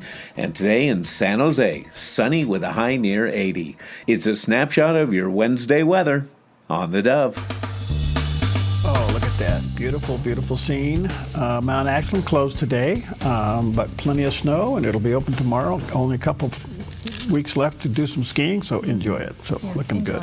Well, it would be nice if when we become Christians, things just get so perfect in our life, then we just life stroll just becomes through a this breeze journey. and there's no more problems. That's not the case. And in fact, you may even have more struggles, more temptations, more testing. The enemy is now after you, and the enemy has a millennia of experience. But as Greg Laurie reminds us today, don't be discouraged. God will help you in this fight. You know, the Bible tells us to not give the devil a foothold. What does that mean? It's sort of the idea of don't let something happen in your life that gives the devil an advantage over you. Here's what Ephesians chapter 4, verse 25 says. Stop telling lies. Let us tell our neighbor the truth, for we're all parts of the same body. Don't sin by letting anger control you. Don't let the sun go down while you're still angry, for anger gives a foothold to the devil. Anger, bitterness, resentment, these things give a foothold to the devil. You say, but Greg, someone hurt me. I have a right to be angry. Well, listen, if you allow anger or resentment to control you, it can give the enemy a foothold in your life, and then that separates you from the Lord. So don't give a place for the devil. He'll knock on the door of your mind with temptations. Oh, why don't you do this? Why don't you do that? Don't listen to him. Listen to this. It's not the bait that constitutes sin, it's the bite. By that I mean, it's not a sin when the devil comes with a temptation or something to allure you. The problem is when you open the door and invite him in for tea, right? So don't give the devil a foothold. What does the Bible say? It says, resist the devil and he will flee from you. Yeah, you got to resist him. You ever talk to him? I have struggled with that. I know people in the middle of their prayers to God will start talking to the devil. I go, how in the world can you possibly do that? They'll be talking to the Lord, they do a nice, beautiful prayer, and then they turn and they start cursing the devil, and I'm going, wait a minute, time out here. I think, well, we talk to the devil when we get baptized in our Orthodox tradition. Yeah. You curse the devil, you spit on him, and you tell him to go where he belongs. Yeah, okay. I mean, it's actually part of our baptismal ceremony. Okay. But in life now, I tend to not, I feel like the better strategy is to not acknowledge him and not engage. Because again, he is way more experienced than I am. And when I know that he is there, I'd rather turn to God. I mean, yes, in the past, it's happened where I'm like, okay, get out. But usually no. To answer your question, I try not to. I try to. Well, I just thought, if you're talking to the Lord, isn't that supposed to be like a really holy moment? For the prayer? Yeah. You know? No, anyway. I've never heard what you just said. I've never seen people do that. I'm sure there's a lot of people in the evangelical traditions who know exactly what I'm talking about. Don't get me wrong, I've gotten mad at the enemy and I've told him where to go, but not while I'm talking to God. I'm talking to him. Get out of here, you know. So, I have a feeling you're going to get some emails. Oh, I'm sure I will. Today's a life full of fun things today. All right, anyway, let's check out some of the headlines for you. 9 minutes past the hour. A couple of things going on. Kristi Noem, she's really quite the gal. She's the new Homeland Security Secretary down in Arizona, working down there and picking up the bad people. And well, they used to throw them over the fence. Now they put them on airplanes and send them away. Anyway, she's in Arizona deporting bad people, which is kind of interesting because Arizona has a very blue governor, has a very blue U.S. senator, and yet down at the border, it's red to purple. Kind of a mixed bag down there. So anyway, here's what Kristi Noem had to say. So this effort of cooperation we have between agencies is just getting turned on to steroids. So we have this being multiplied across the country exponentially every single day. So now everybody who's in this country that's committing crimes and has broken our laws and is here illegally will face the consequences, and we'll be sweeping them up faster than we ever have before. That's what I think is so great about this task force model is certain agencies have different authorities, you know, and when they work together, they use all the authorities available to us under the law to make sure that we're getting off after individuals like this. This man that we picked up here today has been here before illegally, was removed, and came right back in 2010. So what's sad is that these officers have encountered him before. He's a member of the 18th Street Gang, has been perpetuating crimes in this country. And when we just picked him up, they said, we hope we don't see him again. But I said, with President Trump, you won't. There you go. Anyway, in Arizona, she's down there in Arizona deporting people. Well, the president won, as you know, 2 huge cases that were brought to him, against him, through district courts, U.S. district courts, and the Supreme Court weighed in and ruled in his favor 5-4. That is a big, big, big deal. Yeah. That doesn't say the other lower courts aren't going to try. What do they call it now? Judge shopping. The left is judge shopping. What a term. Can you believe that? But it is happening, and the lower court judges have kind of become, like, they've acquired power that they've never had before to stop the president and these executive orders. One of the great things that came out of that win for the president from the Supreme Court is that they also specified that, okay, these people do deserve due process, the illegals, but it has to be done in immigration courts and in their jurisdiction. There you go. The D.C. judge has no business looking into a case of someone in Arizona. And I thought it was a great little side note that the justices... I really believe these legal ambiguities will slowly get cleaned up. We're only in this thing about 100 days now, so they'll slowly get cleaned up. But for the Supreme Court, under emergency ruling, come in and side with the president was a real slapdown of the lower courts. In the meantime, the U.S. senators are going to get involved. We have a story coming up next in a few moments. I'll tell you about that. But in the meantime, the president continues to swing his weight, if I can put it that way. He said to Princeton, we're not going to give you $4 million to continue your climate research because you are still exercising DEI issues, and so they withdrew $4 million. Well, that's a lot of money, but think about this. Princeton, under the Biden administration, got $455 million in grants. Okay, so the president wants to withhold $4 million against their climate research, and so the president of Princeton weighs in, and here's what he had to say. We have to comply with the law. If there's an allegation that there's some kind of unlawful behavior, we have to change that. But we will also continue vigorously to defend academic freedom, and we will insist on the due process rights of the university. So I think the range of options that a university or anybody else has under those circumstances are, first of all, to litigate if there are concerns, to address legitimate concerns where they exist, and to continue to work with the government to address and move forward on what I think are shared goals. And there should be shared goals here of making sure that the United States continues to be the world leader in research and innovation, and making sure that we conduct research lawfully. So those conversations I think we can have. There are other people who urge, well, are there other ways that you can accommodate the government in some way, or bend to the government's policy preferences in order to restore funding? I think that's the wrong way, at least for an academic institution, to be thinking about what its responsibilities are. We need to be true to our mission, and we need to be true to our values. And I think that's a way of being true to the broader American mission. Okay, well, that's a good academic response. He's saying we need to stay true to our vision in doing research. Well, fine. If that is the mission and the statement of the college, the university, to do that, then stay on track. Okay. Yeah. But they also have to understand that the law says now you can't be exercising this DEI stuff and still expect federal money to come your way. So at $455 million that came to the Princeton University under the Biden administration, that's all being threatened now under the Trump administration. I don't understand why these organizations rely and budget grants. It's a mystery to me. Now, do you think this, kind of playing the devil's advocate here, do you think this could set a dangerous precedent for other administrations down the line? Because right now, of course, we agree with this whole DEI cancellation, and it is executive order or law, they withdraw funding.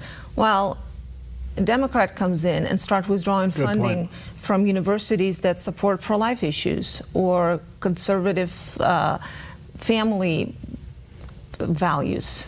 Well, listen, a university basically can do what it wants to do, but if it's going to accept federal money, it does come with strings attached, and usually those strings are attached according to the bias of the administration. All right, it's pretty simple. We don't pay taxes that make universities rich.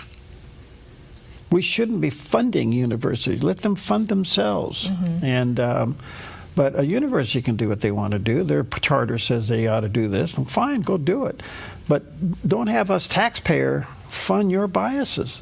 That's just not right. So that's my 2 cents.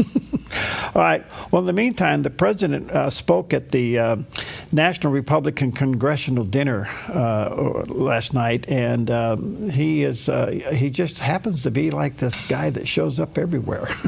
And has time to change into a tuxedo. Tuxedo, yeah. So he comes out yesterday, and he's speaking to the National Republican Congressional Dinner, which is one of those annual events that they do in Washington, black tie event and all that.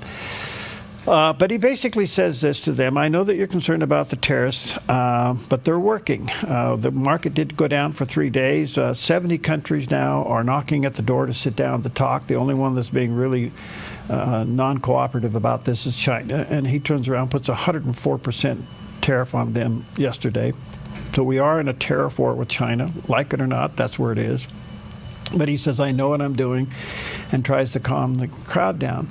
Well, during the middle of the tariff initiation of all these tariffs across the country on what he called Independence Day, the stock market, as you know, fell 2%, then another 2%, and everybody was bouncing off the walls. Well, in the middle of those 3 days, his approval rating went up 4 points, which tells me America understands it. They're thinking.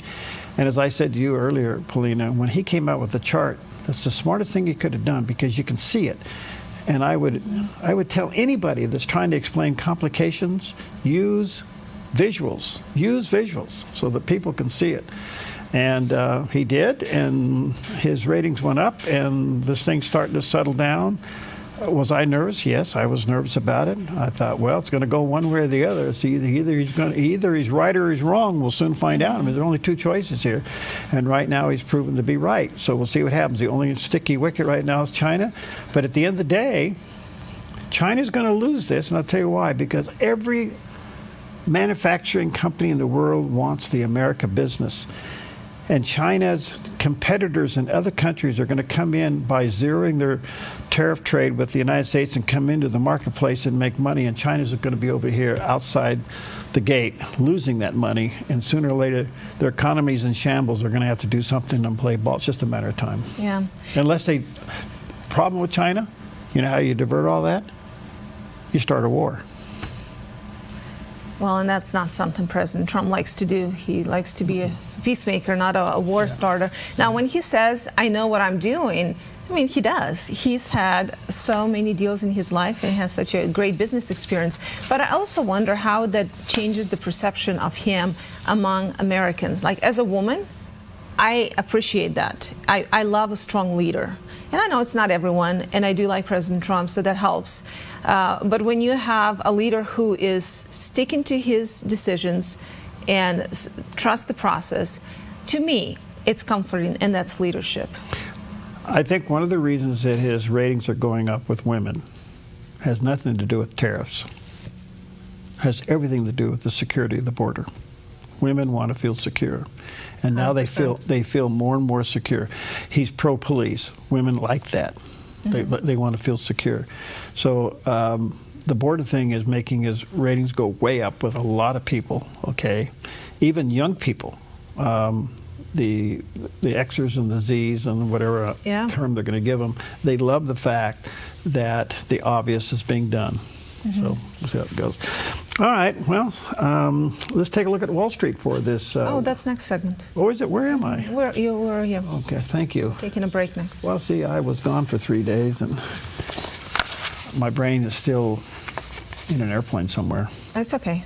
But you're here. Would you go get it? That's what counts. It's over there on the, you know where That's actually fun. You know where your luggage comes out and it's going around and is around? Is it still there? My brain's over there. We'll be right back. Dizzy?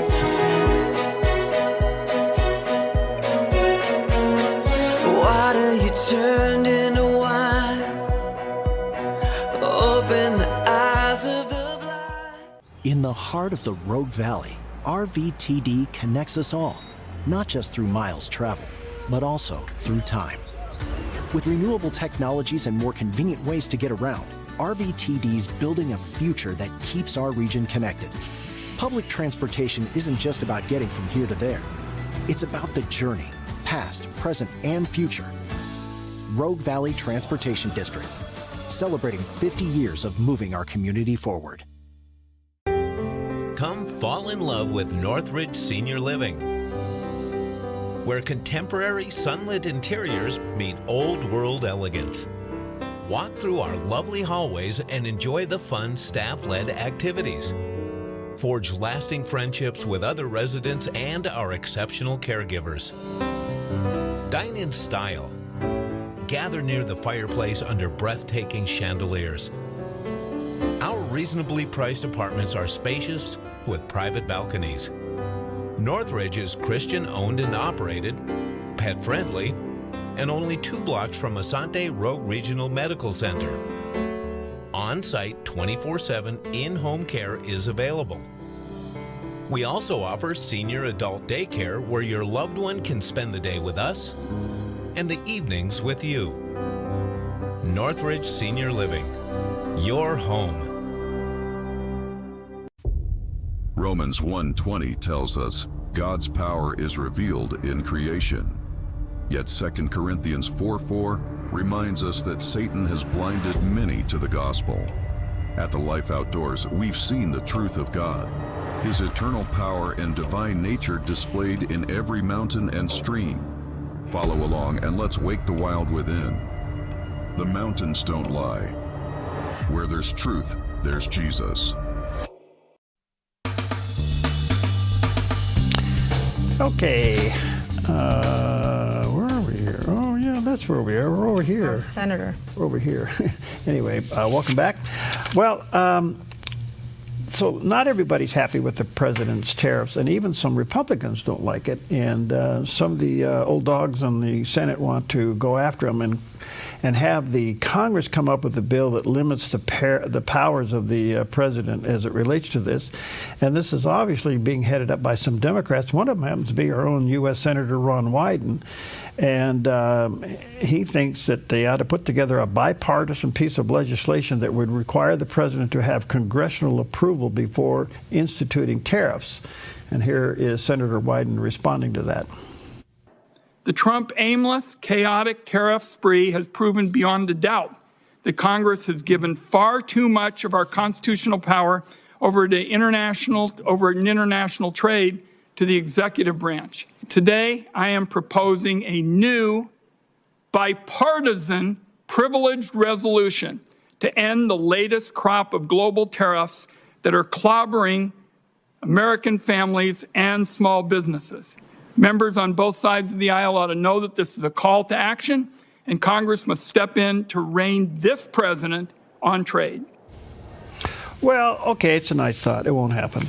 I don't think that's going to go anywhere. President Trump is not the first one to talk about trade deficit with other countries and tariffs being the tool to fix things. He's just the first one to actually institute it, right? Yeah. Did you watch yesterday's press conference? With Caroline. Mm-hmm. Well, Caroline Leavitt yesterday came out and quoted Nancy Pelosi, Chuck Schumer, and other Democrats as recent as 2021 calling for trade restrictions against these other countries. And talking about the deficits and how we're being ripped off. And I mean, almost the same words that President Trump is using. Senator Schumer used them and Nancy Pelosi used them. Well, now that he's instituting it and doing it with action, all of a sudden he's the bum that needs to be thrown under the bus. And so... so why do you think it's not going to get anywhere? It's got to go through the circuit. I think there's some Republicans, obviously. I don't think Thune is going to, he's the new majority leader in the Senate. He's not going to be behind this. He can't do that. So that he could kill the bill in committee. It's going to get over the House and get chewed up, and so it's not going to go anywhere. In fact, the Senate Majority Leader with some other senators were interviewed yesterday by Sean Hannity, and they talked about the unity in their party. You know, for the most part, you always have people who disagree, but he did say how they're committed to get as much of President Trump's agenda moving forward, and how, I mean, this term has been unprecedented in many ways. Over 100 executive orders signed already, and so many things passed. So I think Democrats are just trying to throw something in there. Sure, it's roadblock, it's speed bumps, but I think the president's spending bill budget now is getting through, and that's going to be the precedence. You got to remember something. A lot of the stuff that he's doing with executive orders has to be codified into legislation sooner or later, or by precedence, and we'll have to see how that goes. But I can't help but think some of it will be codified in the Congress, and some of it will set a precedence. But at the end of the day, give this a year. And we got 3 more to go, okay, 3.5 more to go. Give this a year when things actually turn around. I think fourth quarter is going to be a huge boom in the United States. Yeah. And all of a sudden, all this wrangling, where are the Democrats going to go? What are they? The only message they only have one message. Trump is a bum. He's a liar, cheater, racist, a bum. An egotist, he's all these things. He's all these adjectives. That's their message. They haven't got anything counter to offer the American people that makes sense. They're so crazy they want to bring killers and murderers back to the United States and give them immunity. Okay, so moving forward then, this is what they're doing now. In 4 years, we'll have another election. The party is going to have to come together and have some kind of a message. What do you think it will be for Democrats? I think it'll be what you're hearing right now, because there's nothing they can go. They're going to have to go for radical freedom of the transgender movement. The LGBTQ stuff is going to be big. again. So they're going to try to capitalize on that community. Yeah. They're going to try to, yes, I think they're going to try to capitalize on funding all these things that can put a tear in your eye, school lunches, parents that have this problem, children that have that problem. They're going to have all this stuff. They're going to go, it's going to be 100% emotional, and the person, I don't know who it's going to be. It could be Newsom. You got to understand the thing about the radical left. Boy, they hang together well. It's to be admired. That's for sure. They hang together really, really well. Well, and to that point, hold the thought that you were going to say, because it is kind of inspiring to see these days Republicans holding together. And I think President Trump, in a very weird way, has been able to unite the party. So did you see what the guy said on CNN? I forget the commentator. CNN said this, and I'm quoting, maybe paraphrasing it. He said, President Trump is not a lame duck president. He's a soaring eagle. Yes, I saw that. That was on CNN. Mm-hmm. So I don't know what they're going to do. They're going to have to come out with somebody that is a great storyteller of the American dream and try to capture it away from them. I don't know who that person is. I don't either yet, but they'll have to come up with someone. Yes. Stocks, finally. You've been wanting to do the market update. Oh, is that time for that? It is. Let's take a look. And I'm way behind here. Thank you, Preston, over there at the smart line. Look at this. Dow's back up 227. The Nas is up 247, and the S&P up 65, almost 66 points. So it's on its way back up. That pushed gold up to 3,094. Silver's back up over $30. Not bad. Crude oil's exactly where it's supposed to go. Down to $6. You realize 2 weeks ago it was at $74, and today it's at $60. And that's what people are seeing. Yeah. Eventually we're going to see that at the pump. We're going to see it in our wages. We're hopefully going to see it in our prices. So to your point earlier, where the stock market is not a barometer, it's an indicator. It's an indicator. So you went from 42 to 38. So those 4,000 points that were lost there, my opinion, I'm not an economist, was fluff. This is a more solid number right now. It's more true to value right now. So hang in there. And Peter Navarro and some other advisors are saying it will reach 50 during this administration. So what's the deal with Elon Musk and Peter Navarro? Yeah. Well, did you see what Caroline said? Boys will be boys? Yeah. Okay, well, boys will be boys. She said, we're transparent. So there's people even disagree. Let them find it out. There's even teenagers at the White House. We'll be right back. Yeah, I'm not sure what's going on. We're here now.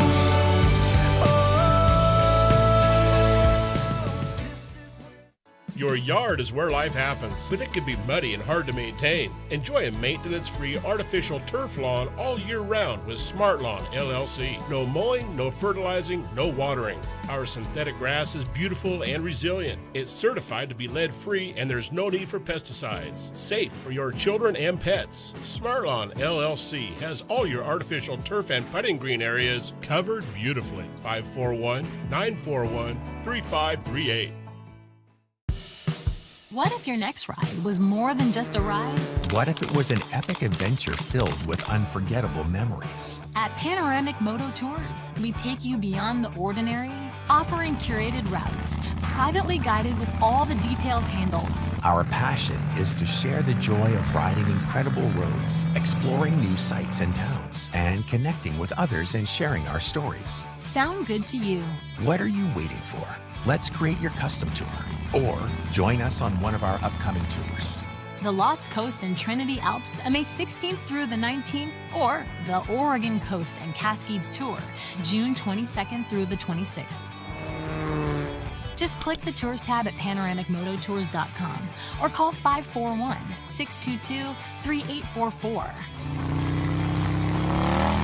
panoramicmototours.com. Your next adventure starts here. we have on our team, policy experts. They're all engaged in foreign policy issues. We actually try to go in and do something positive and actually affect change. We had a series of cases primarily dealing with religious liberty. Nations that had more religious freedom had better democracies. We've taken the First Amendment, and that has been our cornerstone. It's to defend the rights of people of faith. We not only hold our government accountable, but we hold other governments accountable. Hey, and welcome back. And Pauline's running the show, thank God. Just keeping an eye around on I can read. Everything else, it's your job. I don't know. Yeah, thank you and Melinda. You guys did great. I did text you and said I'd see you in June. You sure did, and I had a great idea for you to do. Yeah. But we'll discuss that later, yes. Okay, well, that's good stuff. Anyway, good morning to you. Happy Wednesday. Let's check in with CBN News Watch and find out what's happening on the other part of the world. This is CBN News Watch. It is Wednesday, April 9th, a busy day. Let's begin with the top issue in the Middle East. Will Israel strike Iran's nuclear program, likely with the help of the United States, or can a military confrontation be avoided? Israeli Prime Minister Benjamin Netanyahu and President Donald Trump both say Iran cannot be allowed to have a nuclear weapon. The question is how to prevent it. CBN Middle East Bureau Chief Chris Mitchell brings us the story. He's reporting from Jerusalem. Netanyahu said he and the president discussed at length Iran's nuclear program and emphasized Israel's position that it be destroyed. We agree that Iran will not have nuclear weapons. This can be done in an agreement, but only if this agreement is on the Libyan model, where you go in, blow up the facilities, dismantle all the equipment under American supervision and American execution. The Libyan model refers to when Muammar Gaddafi agreed to dismantle his nuclear program in 2003. If Iran doesn't take that option, Netanyahu said that leaves military force. The second option is that this won't happen, that they will just drag out the talks, and then the option is military. Everyone understands that. We discussed that at length. Some believe Netanyahu and his team were taken by surprise when President Trump announced the U.S. planned direct talks with Iran, Israel's biggest enemy. The concern for many in Israel is that Iran may use the upcoming direct talks this Saturday to drag out negotiations and buy more time as it gets closer to the nuclear threshold. On Tuesday, the White House press secretary repeated the administration's warning that Iran must come to an agreement. If they don't choose to move forward with diplomacy and a deal, which is the direction we do see them headed in, there will be grave consequences to pay. Iran's foreign minister is warning that military action could drag the U.S. into another costly and drawn-out war in the region, but remains optimistic. If the other side shows real intent, we believe a deal can definitely be struck. So, as the saying goes, the ball is in the U.S. court. If they show up in Amman with genuine willingness, we'll certainly reach a result. President Trump's nominee as ambassador to Israel jumped into the fray. Former Arkansas Governor Mike Huckabee warned that Iran better take Trump seriously because, quote, he's not kidding around. Huckabee suggested economic pressure is better than bombing, explaining that in Trump's first term, he didn't bomb them, he bankrupted them, and that's a more effective strategy. Huckabee's nomination has been advanced to the full Senate, where it's awaiting a final confirmation vote. For a closer look and more analysis, Chris Mitchell joins us now from Jerusalem. So, Chris, Mike Huckabee said President Trump's economic pressure on Iran in his first term was more effective than bombing. But has Iran made enough progress on its nuclear program that there's no longer enough time for economic pressure to work, and so a military strike may be necessary? Well, that's what many people believe here in Israel, Ephraim, that the window for, closing up Iran's nuclear facility is closing. This might have worked 4 years ago. In fact, it did in many ways. It almost bankrupted Iran. But fast forward to today, the situation has really changed dramatically. So sanctions can slow down Iran, but they may not have enough time to stop it. And diplomacy alone, they argue here in Israel, it would just give Iran more time, something that Israel says it really can't afford to risk. And that's why the possibility of a preemptive military strike is back on the table. You know, just a few days ago, there was really a sense that there was going to be a united, joint U.S.-Israel attack. But now, after Trump has announced that they're going to have direct talks this coming Saturday, that possibility seems somewhat less likely. Not because anybody doesn't want war, but they believe a military strike physically might be the only way to stop Iran from crossing the nuclear threshold. And here in Israel, it's not just about strategy, it's really about survival. How close is Iran to actually having nuclear weapons? Does anybody really know? The short answer, Ephraim, they're close, and probably safe to say they've never been this close. Some people do have a pretty good idea. For example, the International Atomic Energy Agency, the IAEA, has reported that Iran possesses about 275 kilograms. That's probably around 600 pounds of uranium that's been enriched to 60% purity. Now, what they need is they need to go to 90% purity. That's your military grade uranium. So if you have about 600 pounds of this enriched uranium, you can get about 6 nuclear weapons. So that's what they do know. But they do not appear necessarily to have an operational nuclear warhead to go on to a ballistic missile. That's what they call a matter of weaponization. And some people here believe it could take less than a year. But, the thing about intelligence, Ephraim, that I've heard before, we don't know what we don't know. So there could be advances in weaponization, in putting a nuclear warhead on a ballistic missile that Iran and Western intelligence don't simply know. And actually, some believe Iran may already have a bomber ready. But so much is uncertain. That's why Israel wants to make sure a military strike would eliminate the threat of a nuclear Iran once and for all. Wow. So I think he had the right answer. They're close, closer than ever. I think the other thing is you can't really answer the question how close they are because only the top intelligent people know. And you have to think that they're not going to strike until they know that they have to strike. Yeah. And I would say that gap's getting closer and closer and closer by the minute. So we'll keep an eye on that for you. All right, let's check out Jerry and the weather right here on the Dove. With drier, warmer conditions returning to our region, today in northern Oregon and southern Washington, mostly cloudy and mid-60s for Vancouver, Portland, and Wilsonville, patchy fog, then mostly sunny with a high near 61 in McMinnville. Continuing down the Willamette Valley, mostly sunny and mid-60s for Salem and Eugene with a calm wind. Early patchy fog in Albany and Corvallis, mainly before 10 a.m., then partly sunny with daytime highs near 63. In Central Oregon, sunny and upper 60s in Prineville, partly sunny and low to mid-60s in Bend and Sun River with a light southwest wind.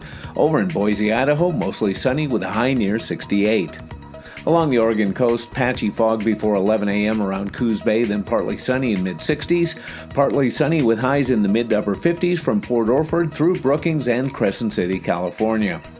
In southern Oregon, patchy morning fog for Grants Pass and Medford, then partly sunny with highs in the low 70s. In the Klamath Basin, partly sunny with highs near 70 and a light southwest wind. Into northern California, mostly sunny with a high near 70 in Wairika. Sunny skies and warming up as we move south with daytime highs near 78 in Redding and near 80 for both Chico and Sacramento. In the Bay Area, patchy morning fog, then sunny with highs in the mid-70s for Santa Rosa and upper 70s in Napa. Sunny in San Francisco and low 70s and a light west wind this afternoon. And today in San Jose, sunny with a high near 80. It's a snapshot of your Wednesday weather on the Dove. All right, good morning. Beautiful shot of southern Oregon. We call that the Rogue Valley. We call it home. And it's a beautiful shot off that you can see the shadow of the mountain down over the valley. I was going to say how cool it is that the mountain is casting the shadow. Yeah, isn't that neat? On the valley. Beautiful day. Looks pretty. Well, it is a historic day in our presidential history because on this day, many, many years ago, President Grant was arrested in D.C. for speeding. Here's Jerry with that story.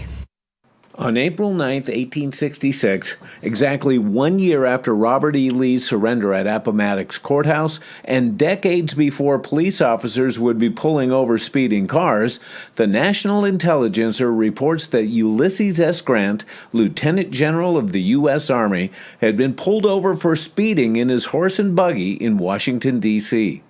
According to the newspaper, 2 police officers detained Grant on 14th Street, where he was exercising his fast gray nag. Grant offered to pay the fine, but expressed his doubts of their authority to arrest him and drove off. Grant's defiance, though, later subsided. He acknowledged the warrant, appeared before the Justice of the Peace, and paid the fine. On July 4th, 1866, Grant was arrested a second time for speeding. In this incident, the paper reported that Grant took the arrest very good-humoredly, said it was an oversight, and rode over to the 2nd Precinct station house and paid his fine. 6 years later, Grant allegedly was arrested for speeding again while he was U.S. president. That was the assertion of retired Washington, D.C. police officer William West, who claimed that he arrested Grant in 1872. West said that Grant enjoyed racing in speed contests with his friends on 13th Street, which set a bad example for other residents. Well, I don't like speed cameras. No, I don't either. I think they are. I want to say this real clear now. Randy Sparacino isn't mayor anymore. I kept bugging him when I kept running into him. I said the worst PR thing that a city can do is have these speed traps. Mm-hmm. Because gotcha. Most of them are contracted people that come in, they catch you speeding in a city street, they get percentage of the money, and the city gets percentage of the money. I think it's just bad PR. Mm-hmm. Yeah, I agree with you.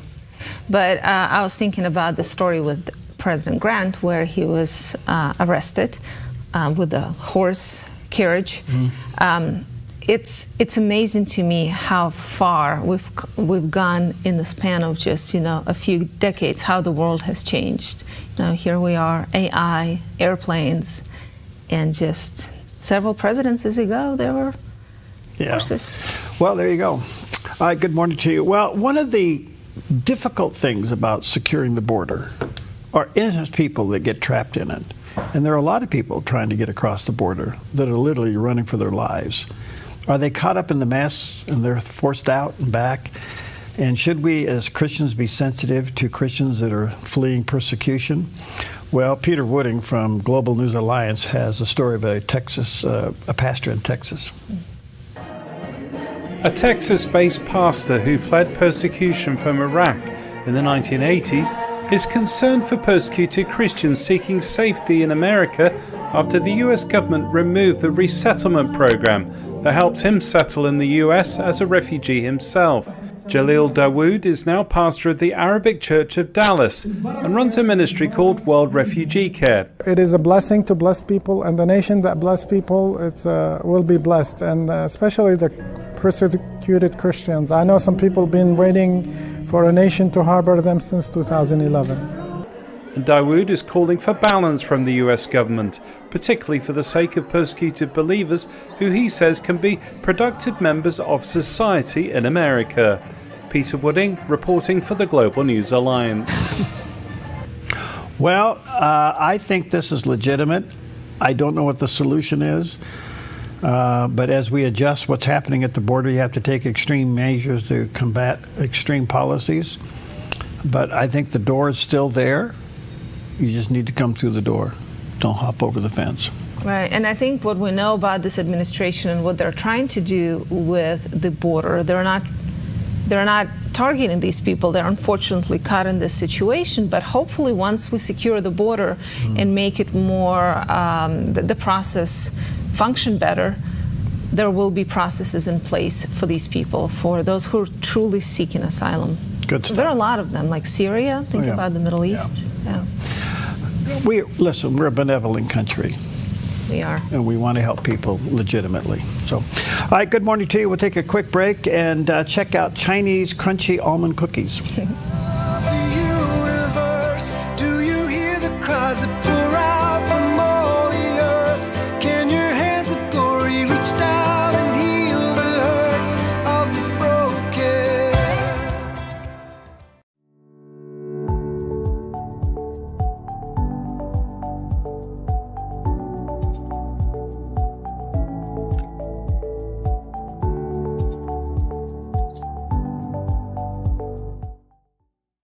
Thousands of satisfied customers make Jim Clark's Consignment Country the most recommended RV consignment lot on the West Coast. Even dealers recommend us. That success comes from dealing with only the cleanest pre-owned RVs at the best prices, no high-pressured salespeople, and treating customers with respect. And we've been doing this in the same location for over 40 years. Before you buy or sell your RV, see why so many satisfied customers recommend Jim Clark's Consignment Country. Family owned and operated at 1630 Rogue River Highway in Grants Pass.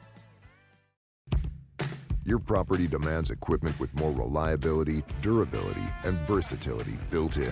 Kubota equipment is ready to get the job done right.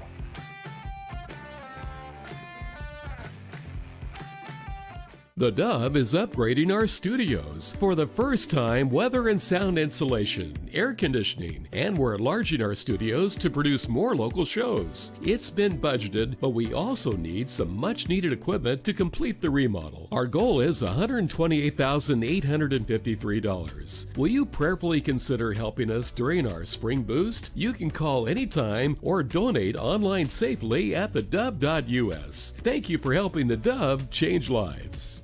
The biblical instructions for coming to Christ are repentance and faith. So repentance, that is turning away from your lifestyle of sin, and faith, trusting in the Lord Jesus Christ alone.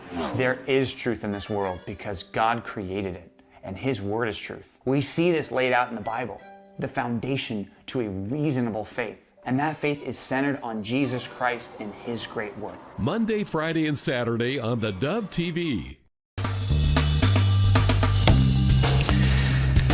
Okay, well, one of the questions that has popped up lately, this is really an interesting story to watch, and it does set up a lot to consider, and that is former President Joe Biden clearly was impaired. Was he running the country? Number one, more and more evidence is coming out he wasn't. Therefore, when he electronically signed something, can it be challenged? And was it official? Did he really make the decision? Well, Newt Gingrich, Speaker of the House, talks about this with Jesse Waters. Look, I think both the House and the Senate should impanel special committees to just focus on this issue. Who was the president? Who lied about the president? Who made the decisions as though they were president? And what is the constitutional implication of having people who are not the president making these kind of decisions? I mean, I think this is a very serious, profound, historic moment, not a political moment. I mean, it ought to be a truly bipartisan committee, truly bipartisan effort, because all of us ought to have an interest as Americans in knowing what happened and how could we have been lied to for at least minimum of 2 or 2.5 years. We were being consistently, systematically lied to. Yeah. I don't expect the media to do anything about it, but I think that there is a responsibility for Congress to figure out why this occurred and why wasn't something done about it. But more officially, obviously people were embarrassed by it. The DNC didn't know what to do with it. The White House didn't know what to do with it. But the serious part of this is it appears now that he wasn't cognitive enough to make decisions, and yet he made decisions. Or did somebody else make the decision and convince him to sign it? Don't worry about it, Mr. President. We got that handled for you. Yeah. Okay. It obviously would go to a lot of the preemptive immunities that were just given out. We'll see if that has anything to do with it. But this is serious stuff. And when we saw the president fall apart during the debate, and we saw him fall apart during news conferences, and he just walk off the set and he rambled and he falls asleep, everything wrong. Why his family didn't rescue him is a mystery to me. Well, according to one of these books, Jill Biden really didn't want to lose the White House. She loved the lifestyle. I don't know, hearsay, but that's one of the theories. She just didn't want to makes leave. Sense, yeah. Do you think this will hunt them? And will this be something they have to deal with during the next campaign? Because I'm thinking whoever emerges as the leader of the Democratic Party and becomes their candidate is already in politics. And so that person must have been part of this cover-up. Do you think this will be an issue at all, or swept under the rug? I think at the end of the day, it doesn't go anywhere, unfortunately, as much as it should. I understand what Newt Gingrich is saying there, but look, this is really a bad deal all the way around. Why didn't the Obama step in? Why didn't the Clinton step in? Why didn't the family step in? Why did the DNC allow this? One of the reasons is, and it proved out in the election, and that is that they didn't want Kamala Harris to become president. She was worse. She may have been cognitive, but she wasn't knowledgeable. And when it comes to Obama and Clinton, I have a theory that on a pure human level, it was pride and wanting to be a better president. You leave, your legacy's there. I think deep inside, they probably didn't really want Biden to be a really good president, so why stop him from creating his own legacy? That's part of it. And the other one is that the Bidens and the Clintons were fighting behind the scenes for power. I mean, this thing is it's a contact sport. Yeah. But I don't know if it goes anywhere, but it's, I think the DNC is going to have a hard time. Don't get me wrong. It's time for the Democrats to come up with a Trump. They need to come up with their successful billionaire to come down the escalator and announce they're going to run for president. Somebody outside the loop, outside the beltway. Mm-hmm. They need to find their own version of a successful trillionaire to come in and be the next candidate. Yeah. Do you have any ideas who it might be? Any Nope. Successful? Somebody will pop up. Yeah. But as we talked before, it would be a change for a businessman to come in and create something. We're not going to have time for the next story, so we'll just talk about this one. But the Democrats tend to go into politics, make a lot of money, and then from there they go into other careers. Republicans, especially this last administration, is doing it in reverse. Success first, then service. So it would be interesting if Democrats could produce someone like that who is already successful and then can come and serve the country. Probably will be totally different on a lot of issues, but still, that person will have that success too. Otherwise, the DNC is going to be left with advancing one of their own who's part of the problem. Gavin Newsom has got way too much baggage. Don't get me wrong. I think he's got great potential becoming the person. But at the end of the day, he's got a lot of baggage. They need a Trump-type candidate to come out of the out of the business community. We got an airplane out here. This is what we're trying to fix, folks, in our building. Hear that? Taxiing right past us here this morning. I don't know if they can hear us. Can you? Oh, they can hear that. Can you hear that, Dan? Yeah, everybody's hearing that right now. Sorry about that. You know what that is? I'll just explain it to you. That's Mercy Flight's King Air just taxied up behind the building. Give it a few seconds and you'll hear the engines turn off. It's kind of smelly now. Yeah, now the room is filling full of, see it, there it goes. The engines are going down. There you go. Now you're going to smell the Jet A fuel in here. Oh, beautiful. Yeah, so that's why we're flipping the building. All right, but look. 3 years is a long time. 2.5 years. I would say in the next couple of years, watch the culling of candidates from various places, governors, senators, people like that. They're all going to be racing. I would imagine the Democratic field is going to have 25 people up there running for president. Who do you think has a better chance, a moderate or a leftist? You need a rich moderate to win. Otherwise, it'll be another crazy leftist. If it's a rich moderate that can battle past the nonsense, and he can attract from both. But if they don't have a rich moderate, then they're going to end up with a crazy. Yeah. All right, 46, Psalm 46, verse 7, the Lord of hosts is with us. Well, I could put a period there and an exclamation mark, but it goes on to say, the God of Jacob is our fortress. Boy, there's hope for you today. Take that with you. Stick around. We got some great guests coming up. You give and take away. You give and take away. My heart will choose to say.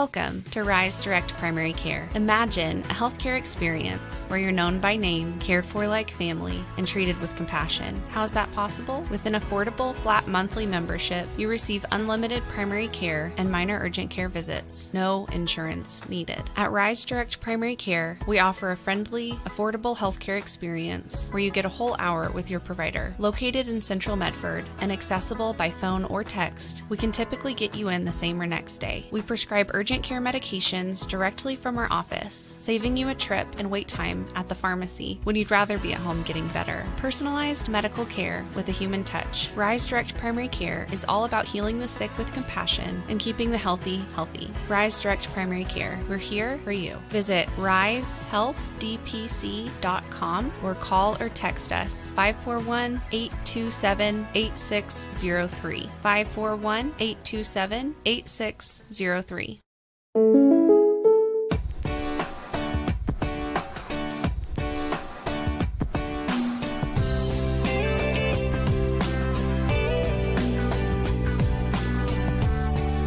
Combining your home and auto insurance could save you time and money. And who doesn't like that? Want surprisingly great rates on auto, home, and life? Now's the time to call State Farm agent Rory Wold in Medford. Like a good neighbor, State Farm is there.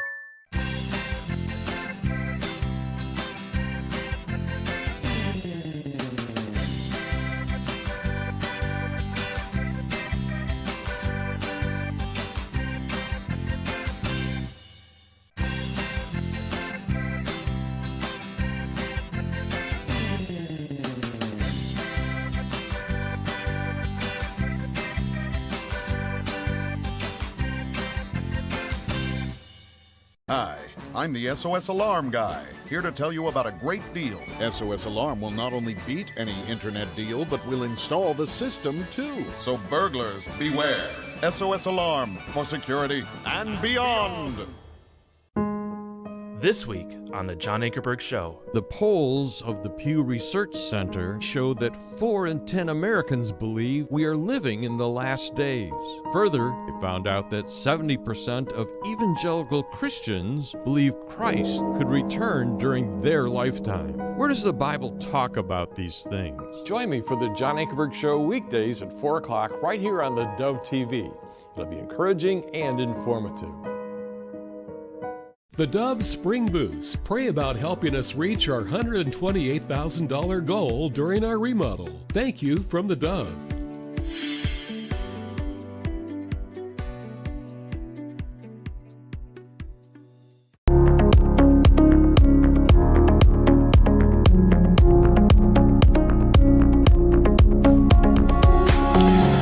Okay, welcome to Focus Today. I'm your host, Perry Atkinson. Well, tariffs very much in the news these days. Good news, bad news, frightening news, recovery news, all those things going on with tariffs. Whoever thought they would be an issue, but boy, they're all over the news today. So it's time for us for the Joel Block Show with his special guest, me. Joel is a seasoned veteran capitalist. He's a financial strategist and advisor, conference speaker, just an all-around good guy. He does have a website, joelblock.com, and you can go there. He has a lot of resources for you, and you can download that material, supercharge your 2025 outlook, and get a lot of great advice from the man himself, joelblock.com. Joel, good to see you, buddy. How are you? Harry, always good to see you. How are you? All right. Happy Wednesday. Here we are. The market went down 3-4% on its way back up. I know that you have your likes and dislikes of tariffs. What's the Joel Block 30,000-foot view this morning? Listen, Perry, I am very bullish on what's going on. I strongly believe that we are going to get this problem straightened out. The president, I'm very confident, knows what he's doing. You know, in my experience, listen, I'm a deal maker. I'm no Donald Trump, but I really get what he's doing. And he is negotiating the restructuring of a lot of the economic foundations of the way that our country works. It's not working anymore. We've been subsidizing countries around the world for decades, and it's resulted in a $36 trillion deficit. And it's really time to turn that around, and that's what he's busy doing. Okay. Is Is the market looked at?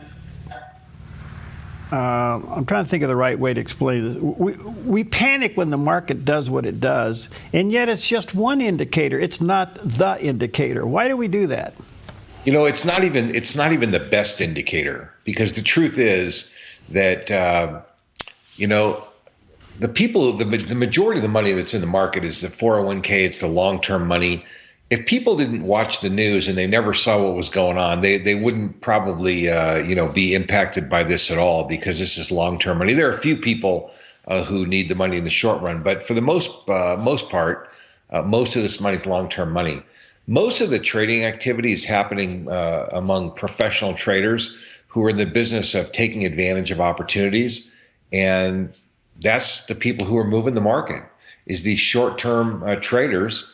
And we can't take what they're doing and try to assume that it has anything to do with the long-term needs of the rest of the community. So really important to separate that there are professional people who are day trading and doing what they do professionally, and then there's the rest of us who have a whole different arrangement.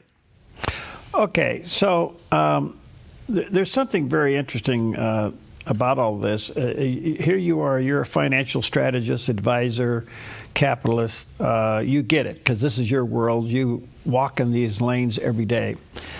I think the president did something brilliant, and it proved itself with a 4-point jump in his approval rating in the midst of the market going down. And that's when he held the chart up, and people could see what the other countries were charging and where he was going to counter that, looking for some kind of a reciprocal agreement. The moment he used that chart, the stock market went down, but his ratings went up. People saw it for the first time. To me, there was a real lesson there. I think that they've kind of done a poor job of explaining to the American people what's really going on and what's the story. We pay something like 7 times more tariffs than we collect. And people still don't fully understand that, but the chart started to help them to understand that there is tremendous imbalance. And what that chart didn't tell us is that, for example, Australia, who tariffs their imports, they don't allow us to sell into their marketplace. So we're just not allowed to sell beef products, for example, into their marketplace. Well, Americans never understood this before. Mm-hmm. And, we're supposed to have free trade. We're supposed to live in a world where there's no borders and things are moving around easily. But that's not at all true. And for the first time, Americans are starting to understand it. I think if the government communicators did a little better job, or maybe if the media did a little better job of explaining what's really going on, it would really help people. The hatred that exists in the media toward the politicians and the different parties is not helping to get the Americans on board to understand why the government is doing what it's doing. We have kicked the can down the road for a long time, and we just can't keep doing it anymore. Do you think America may have a glimpse now how close to insolvency the country has become? No, I don't think that people are seeing that quite yet. I think that the president has stepped in before we have become insolvent. And the biggest thing that happened over the last couple of years is the rise in interest rates has caused the cost of the debt to be insurmountable. And I think I said something like that to you a couple of years ago, that's going to be the big impact, is that on this much debt, increasing the interest rate even by a percentage point is billions and billions and billions of dollars. It's a massive amount of money. So the goal is to bring those rates down, refinance the debt, start paying the debt down, and that will make a brighter future for our children. And it's been said that this is not going to be easy. It's going to be a little painful, which it is, and we're experiencing a little of that right now. But I think this is a very short-term thing. I think the president said this. It was a fascinating little metaphor that he said. He said, when a patient goes in for surgery, they don't jump off the operating table and start dancing around the hospital. It takes a few weeks or a few months for that person to recover and get better, and then hopefully they're stronger than ever. And that's exactly where we are now, is that major surgery, major reorganization has been performed on this patient, and this patient needs to heal. It needs to settle down. Things need to be understood. the fact that the media is flashing these numbers on the screen all day long, every single day, and making people absolutely hysterically nervous is not the greatest thing in the world, but that's what they do. And people just have to learn to sit still and just have a little faith that this is going to work out, because this is a great country and we have great people. I want to say one other thing, Perry. These tariffs have done something spectacular, and they've brought enormous amounts of capital investment into the United States. I'm not sure if it's 3 trillion or 7 trillion. There's different numbers that get thrown around, and never know which one to believe. But it doesn't matter. 3 trillion, 4 billion, a trillion, 5, 6, 7, whatever the number is. Think about how many factories are going to be built. Think about how many high-level workers, architects, engineers, welders, tile layers, concrete people. Think about how many Caterpillar tractors are going to be required to be built. Think about all the things that are going to be necessary to employ all the people to deliver on trillions and trillions of dollars of investment in the United States. This is a boom for people who have high skills, and our middle class and our workers and the people who do things for this country are going to be benefited enormously for the next many, many years. That's well said, Joel. Well said. Thank you. The other metaphor or analogy that was made, when a company gets into trouble, they basically have two options. They can be bought out by their competitor, or they start cutting expenses and bringing the balance sheet into alignment with what actually is income. In this case, they're not only cutting the fat and the fraud, but arbitrarily funding, and they're cutting the overhead. This is what you do with a company that's in trouble. Yeah. And so they're doing it. And most of the people that are screaming and hollering and have never made a payroll, they don't get it. Yeah, well, a couple things. Number one, in my lifetime, I've never heard people stand up and say how much they love government workers until the last 2 months. Everybody loves government workers, and they don't want anybody to be let go. It is just commonplace that in corporate America, hundreds and hundreds of thousands of people are reorganized every couple of years. It just happens. And by the way, when there's a turnaround situation, they don't delicately slash and burn. They ruthlessly slash and burn and then rebuild later. Mm-hmm. They know that they're going to cut a little bit too much meat off the bone, and then they'll just figure out how to fix that later on, because it's better to have less than more. And that's it. Yeah, with the government, people just expect certain kinds of services. But, Perry, one of the things from my casual conversations with people is that most people really favor these reductions. But there's one or two programs, God, I sure don't like the fact that they're cutting this particular program, and that colors their view toward the whole DOGE program.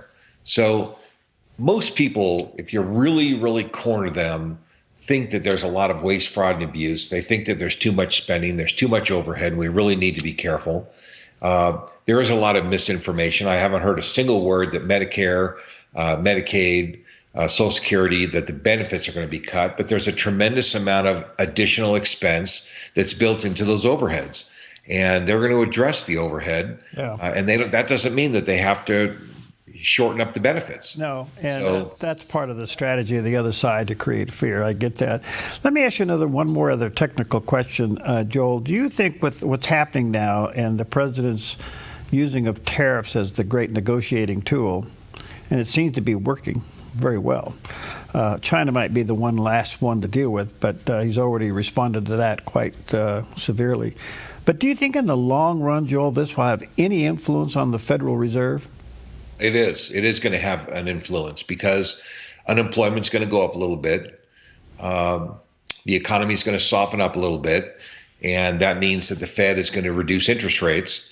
And when they reduce interest rates, they were expecting really to leave things alone for a long time, but now they're estimating that there's going to be 2, 3, maybe even 4 rate cuts this year to really kind of get the economy in line. So even though the Fed is theoretically independent from the government, they respond to these things. And as the interest rates come down, the refinancing of the debt can take place, which is going to save us additional hundreds of billions of dollars a year. So, there's been talk that the president engineered all this on purpose. I can't say that that really happened, but the impact is going to be that the markets have come down, unemployment's going up, things are softening up, interest rates come down, and then we refinance the debt, save money there. So, listen, this president has 20 different balls in the air, and there's so many things going on, the media can't report on all of them. Part of it is he's like a magician. He uses the art of misdirection. He gets everybody looking at the left when the action's happening on the right. And that's just what he does. So he's got, people are talking about tariff. And he's got the Doge thing is kind of fallen out of the media. So it's just part of what he does, and he does it very well. And, I think the politicians are upset that things are happening, and I don't believe a word of all the negativity that I hear. I think that as much as we're in a world of hurt here, for a couple of weeks, it's going to be worth it over the next couple of months. What do you think about the consumer confidence levels these days?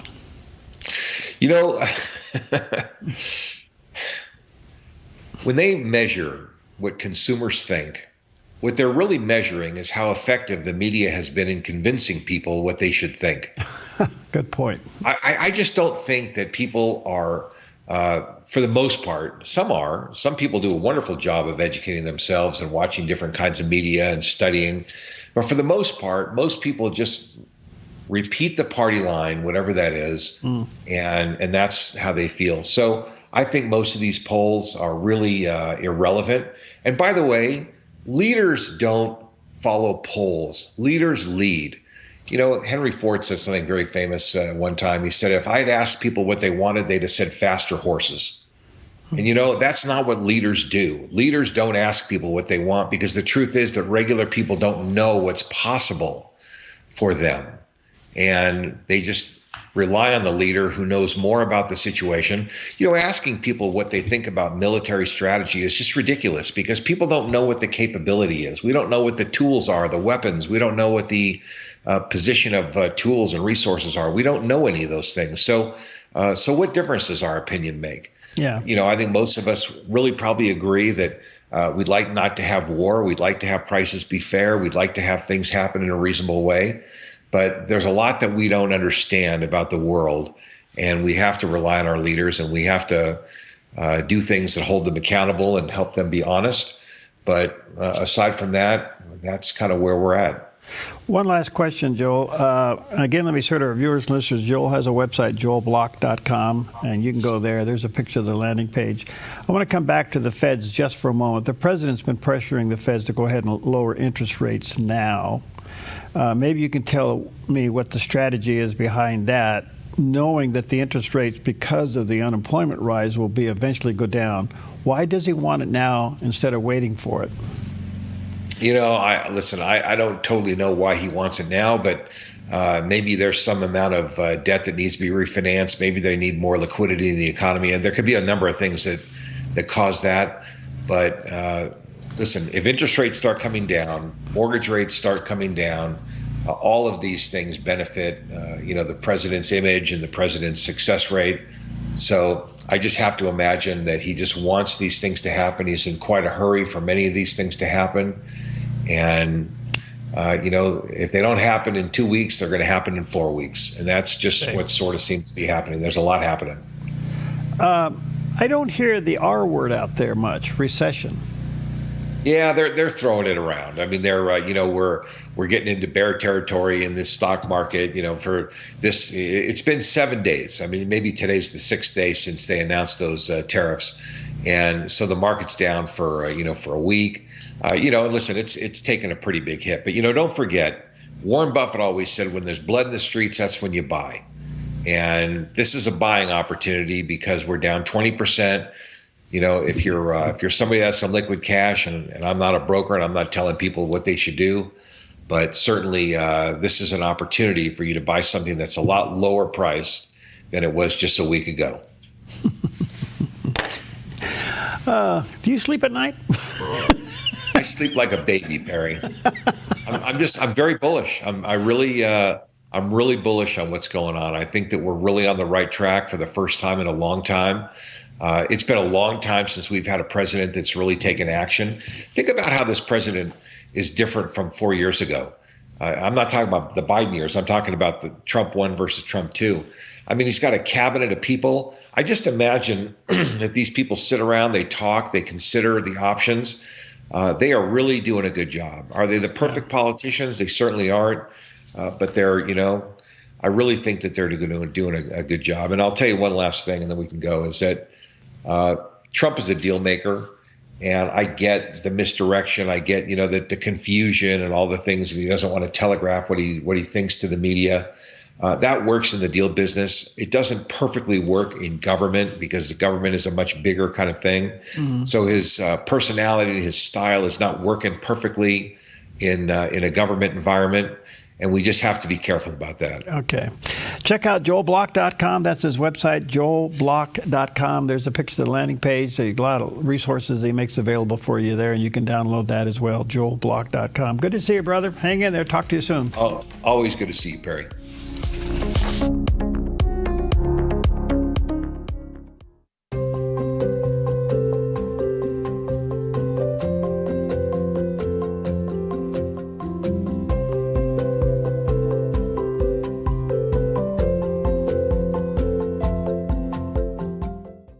Since 1987, Four Seasons Nursery has been the gold standard in the green industry here in Southern Oregon. Tim Albert and his friendly staff continue to offer the best plants and most accurate knowledge to create your dream landscape. At Four Seasons Nursery on Crater Lake Avenue, you can let your imagination run wild with a huge selection of all things plant and gardening for both inside and outside beautification. Whether it's a flower for your window seal, one of our beautifully renowned signature hanging baskets, or a complete landscape design for your entire property, Four Seasons Nursery can help you every step of the way with design services, workshops, and more. Let your imagination run wild as you immerse yourself in their nursery filled with beauty that knows no bounds. Four Seasons Nursery, 5736 Crater Lake Avenue, 5736 Crater Lake Avenue, 1/2 mile north of Vilas Road, 541-779-5603, 541-779-5603.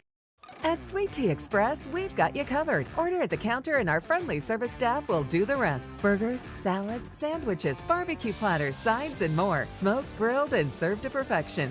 Sweet Tea Express, breakfast, burgers, and barbecue. Hello, everyone in Dove Land. My name is Todd Friel, host of Wretched TV, inviting you to join us for Wretched, the TV program I host. If you have evangelism heebie-jeebies, you're terrified to share your faith.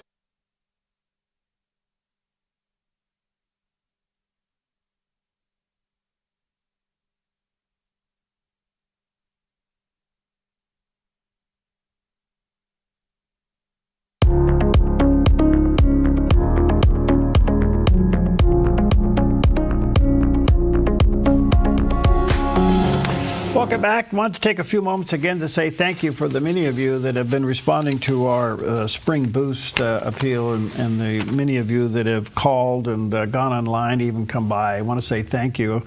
I was gone for a couple of days. I had to be away for a conference and back and trying to get a handle. But I can tell you this, that we're about 40% of our goal for this, which is $128,853. I'll get you some exact numbers by tomorrow. But we're at this interesting time in the Dove's history where we're fixing the building. It's kind of an interesting project. Even as we speak this morning, they're out there working. And I had to go out and tell the workers during one of the breaks, would you please put a piece of plastic over that? The dust that's flying around in here is pretty intense. But what we're doing is fixing the building after 11 years and putting in really finally insulating the building, not only for weather, but for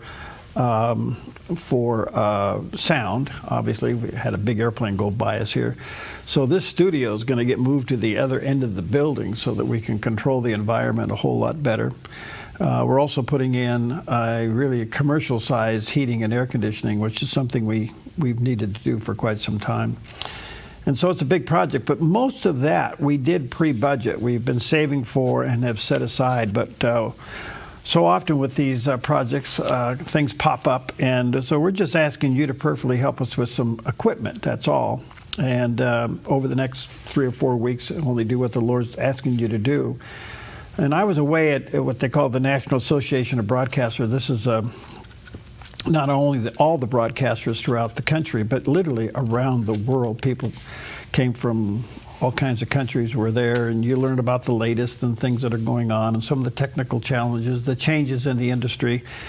I sat in about 4 seminars, and my brain's pretty much spaghetti right now trying to figure it all out.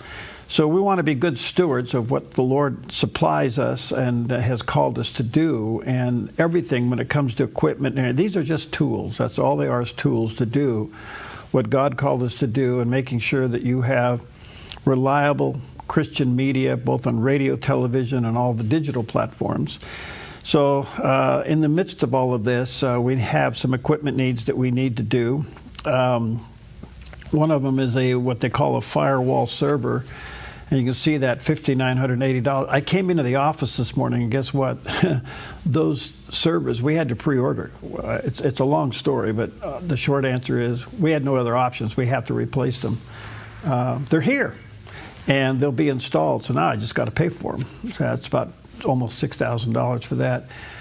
We're losing our feed, or at least the company that was providing us the ability to put guests on there. We just had Joel Block on. That's all done through Skype. Well, Google, it's a long story, bought out some of the software and the equipment, all that. All that goes away May 1st. So by faith, I had to order another piece of equipment, and there it says $4,937. It actually came in about $6,000 when we finally found out the piece of equipment we had to buy. And that's on its way here. Hopefully will be installed before May 1st. We're pretty confident that will take place. And the list goes on. I won't bore you with all the things there, but so it comes up to about $128,000. And in the meantime, I say this reluctantly, but just to be transparent, we had 2 other pieces of equipment that we weren't counting on go south. In fact, they just broke. And what you do in today's world, you can buy upgrades or you replace them, and those are the options that we're faced with. And so one of the other things is that when we were at this trade show and we're talking to all the equipment and all these manufacturers, we come to find out a major piece of equipment in the in the control room in there, that company got bought out by another company, which is typical in business. Then we find out that the piece of equipment we have is no longer going to be serviced by the new company. Well, that leaves you kind of hanging out there. So I won't bore you with the details, other than I just ask you to prayerfully consider supporting the Dove with whatever the Lord calls you to do. We need to see if we can raise these funds over the next 4 weeks or so. We just don't want to install broken equipment into the new control room. That doesn't make any sense at all. But we didn't plan on it breaking, but it did, or it's getting replaced, or it's becoming obsolete even as we speak. It's just kind of a crazy thing in this world that we live in. So you can call us at 541-776-5368 if you get a busy signal.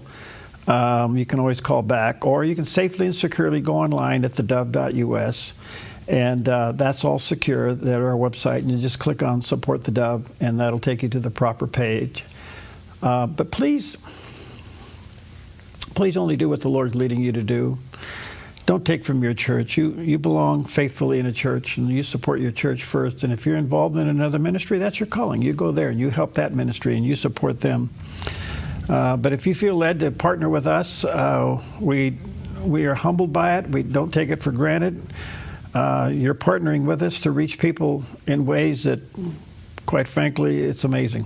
When you see the letters that we get and the emails and the phone calls, people whose lives are being enriched, encouraged, strengthened by the programming on the Dove radio, television, and digital formats. It's an amazing time to be in Christian media. There's some challenges, and yet there's some good things. We've had some major changes at the FCC. I sat in on a seminar concerning some of the rules and regulations that we deal with as broadcasters, and some real encouraging things there with the change of administration. We're pretty excited about that. The technology is changing. What do we do in the future? Where do we put the emphasis? The technology is ever changing, and the fads change. One day it's podcast, the next day it's back to radio, and then it's over to television, then it's over to video links, and then it's over to YouTube, and then it comes back to this website. That's why it's just a constant evolving array of possibilities and opportunities. And the question is, well, Lord, where do you want us to be, or where do you want us to go? We're not here to replace the church. We're here to augment what your church is doing and to give you hourly support of what your church is doing and to encourage you.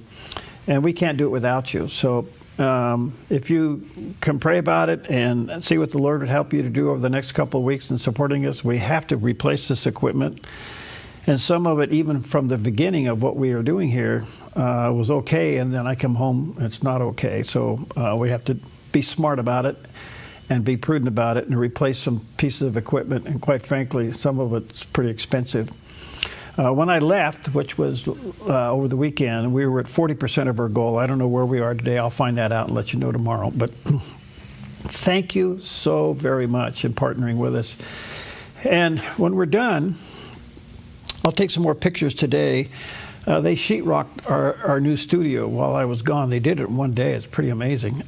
Today they're over there. They're doing what they put the drywall on there, and then now they're doing the texturing and the taping, and that's a pretty messy job. And they're doing that today. But when we get done, we'll have a really first-class studio, which we're pretty excited about. And you make that happen. So when we're all done, we'll open it up and let you come take a look. But people say, well, when are you going to have it done? I don't know. My answer to that is I want it done right. I don't want it done in a hurry. So I've been working with some great contractors and subcontractors to get this done right. And like I said, most of that construction has been budgeted, but the equipment we're asking you to help us with. So go online at theDove.us, or you can call us at 541-776-5368 and prayerfully do that. And the least of which, pray for us. We have a lot of decisions to make, not only concerning this project that's going on here inside the building, but we have a lot of decisions to make about the future and where we go and what we do. And even with programming, a lot of people want to put their programs on the Dove. Do we take them? Do we not? Do we change some? Do we drop some? Do we add some? This is pretty challenging. So we just want to be found faithful in what God called us to do. So thank you. Thank you so much for being a part of it, partnering with us. We can't do it without you. God bless you.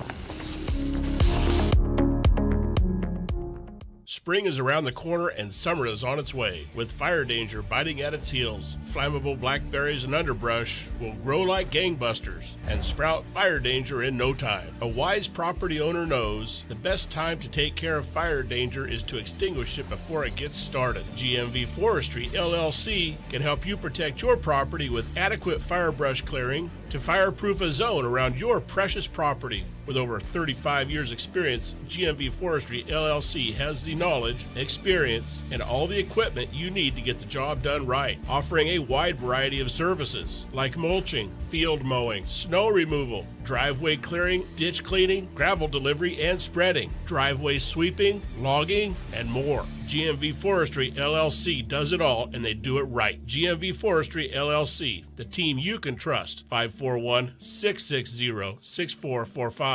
541-660-6445.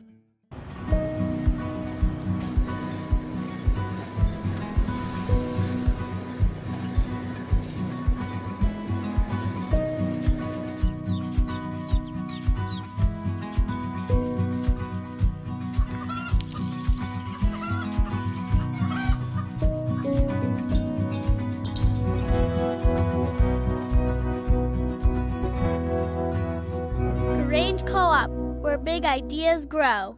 The Dove is upgrading our studios. For the first time, weather and sound insulation, air conditioning, and we're enlarging our studios to produce more local shows. It's been budgeted, but we also need some much-needed equipment to complete the remodel. Our goal is $128,853. Will you prayerfully consider helping us during our spring boost? You can call anytime or donate online safely at thedove.us. Thank you for helping the Dove change lives.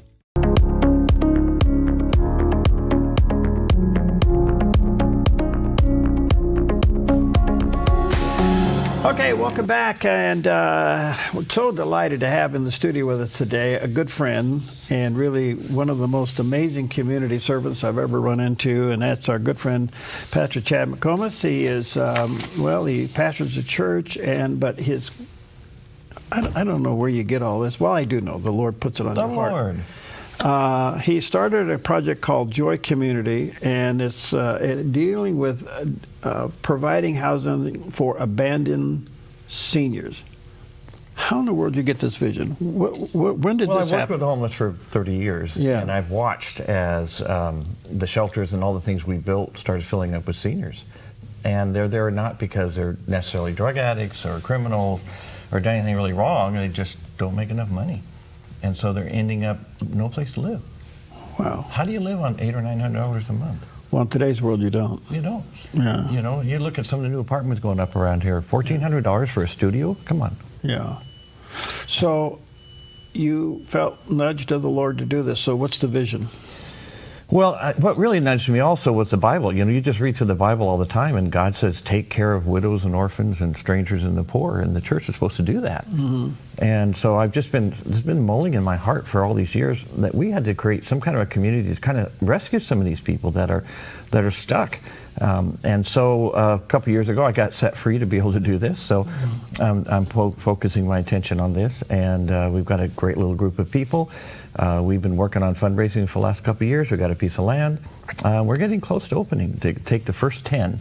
It's not very many, but it's the first 10. Okay, so the vision is what? To provide what? We will provide a safe community where these people can live the rest of their lives if they choose to do that. And it will be something they're not going to get pushed out of. They're not going to have the rent go up, the taxes go up. They can stay. And we'll provide the funding to make sure that it's a stable, safe place to be. And you're doing this with small homes?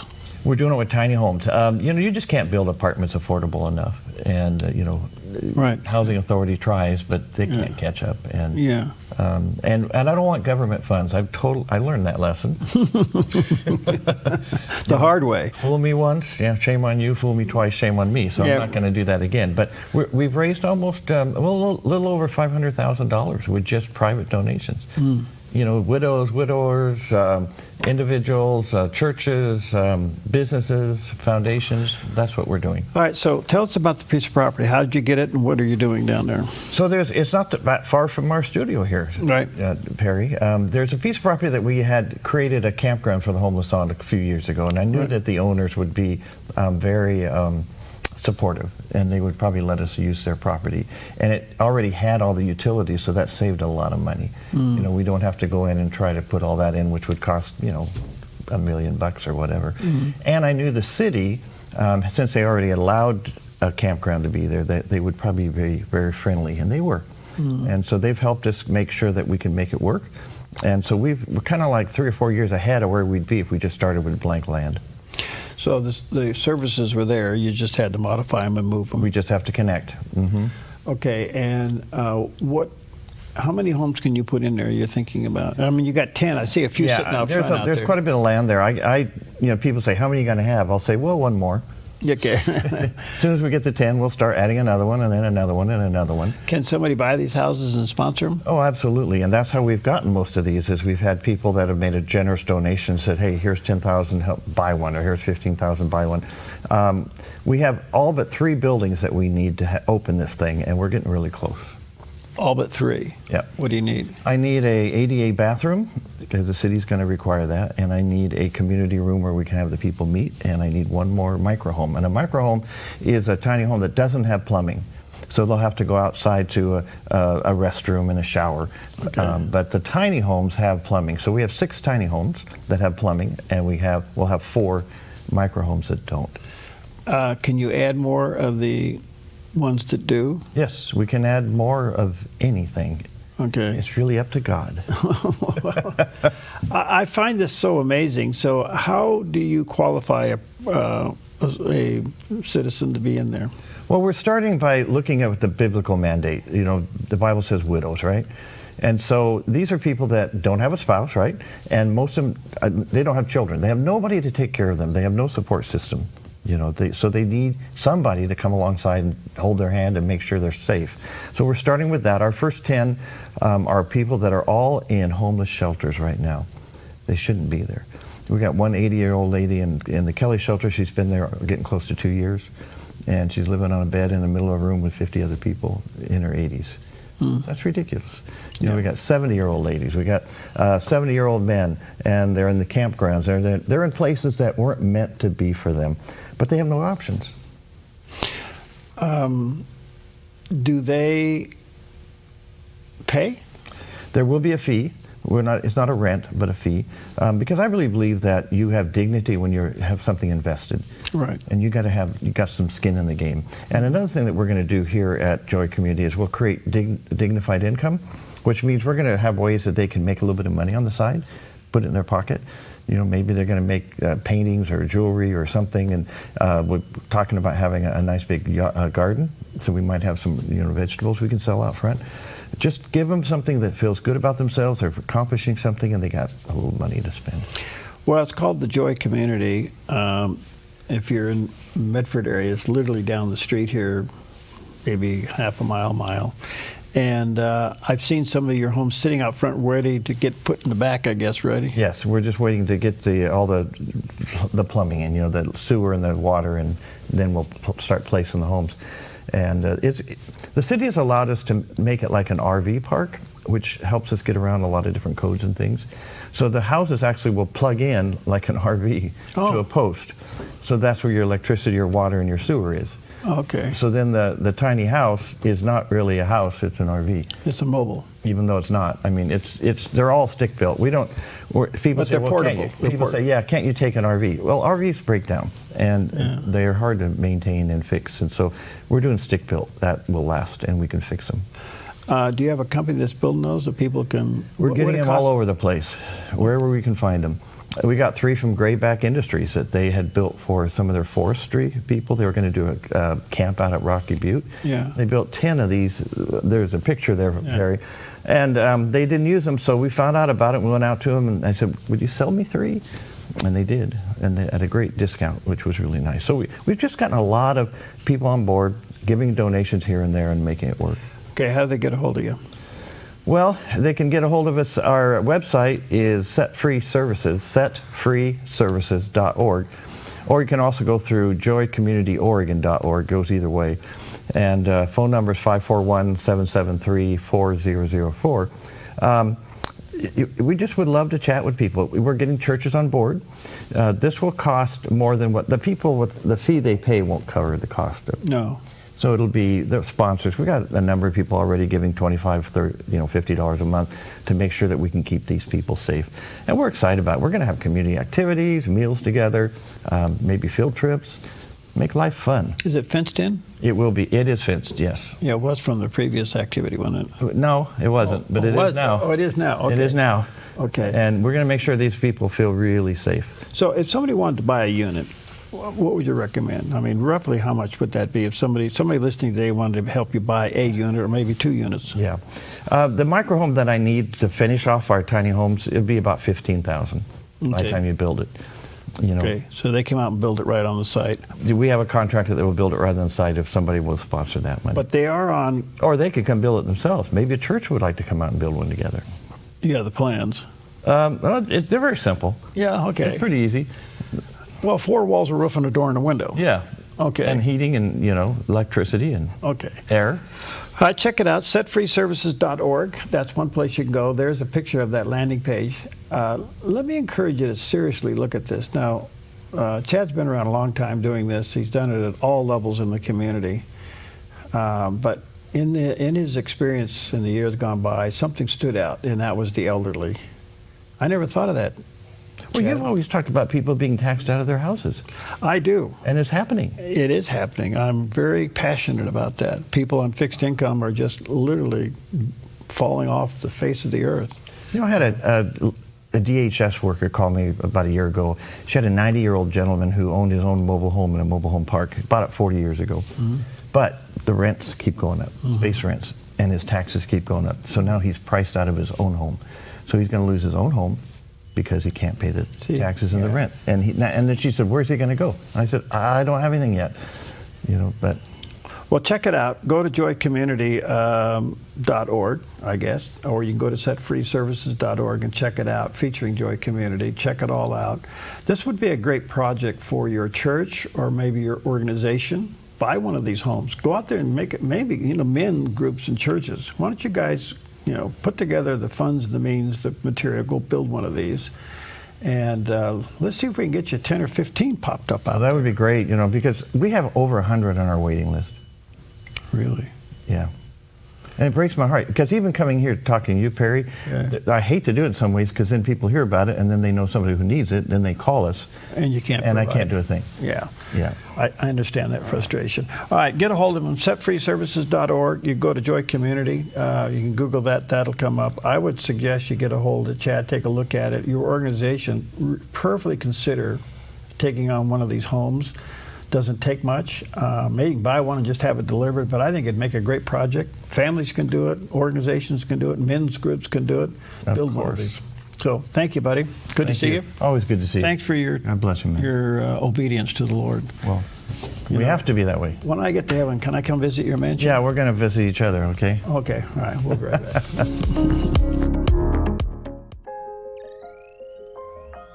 The Lennox iComfort S30 thermostat can sense changes in your environment. It even knows when you come and go. So now your home's most important system is also the smartest. Metal Masters can give you the smartest home comfort system available. It knows when you're away and adjusts when allergens and humidity get uncomfortable. Trust Metal Masters to provide perfect air for your family. Lennox. Air is life. Make it perfect. Stewardship begins with the knowledge that nothing belongs to us, but everything belongs to the Lord. This helps us to run a business not in the fear of lack, but in the assurance of His care and provision. Such a perspective eliminates the drive to sell and replaces it with a heart that says serve. This begins with serving our clients and coworkers with integrity and genuine care. That's why at Kelly's, it's automotive service with a heart for God, and treating others as we ourselves would want to be treated. Our promise is to never sell our clients anything we don't believe they need. Another is to do all we can to meet other needs, such as shuttle service and loaner cars, or taking the time to really listen, even at times praying with our customers. Sometimes this means sacrifice, going above and beyond, but that's why I work for Kelly's Automotive Service, honoring God while serving people with honesty and integrity.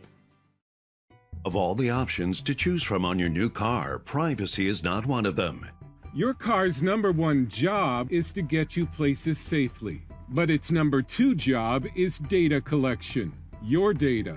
And your data is worth $400 billion. The saying in Silicon Valley is, if you're not paying for the product, you're the product. How cars have become spies on wheels. Watch the 700 Club Wednesday morning at 11 on the Dove TV.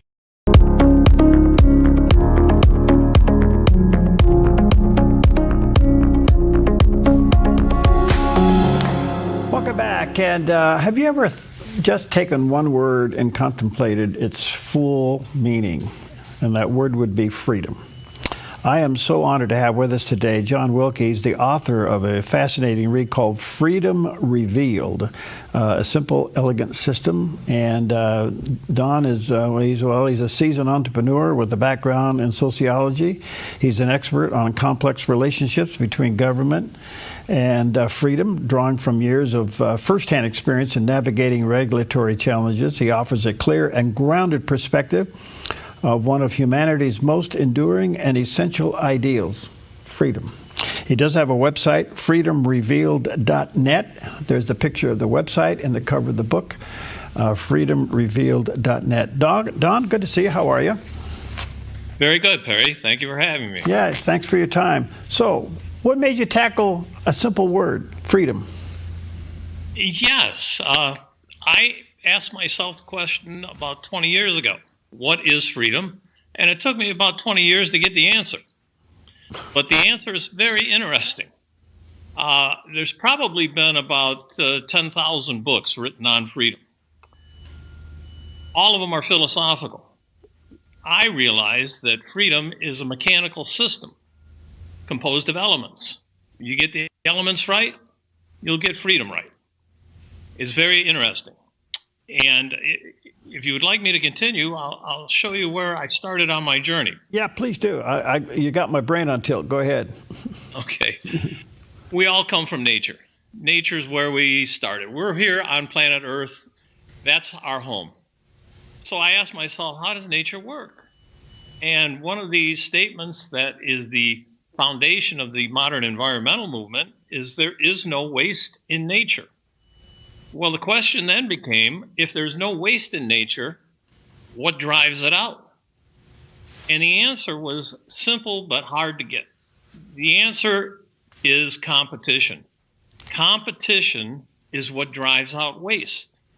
Now, most people speak of competition and they speak of waste, but they don't speak of them together.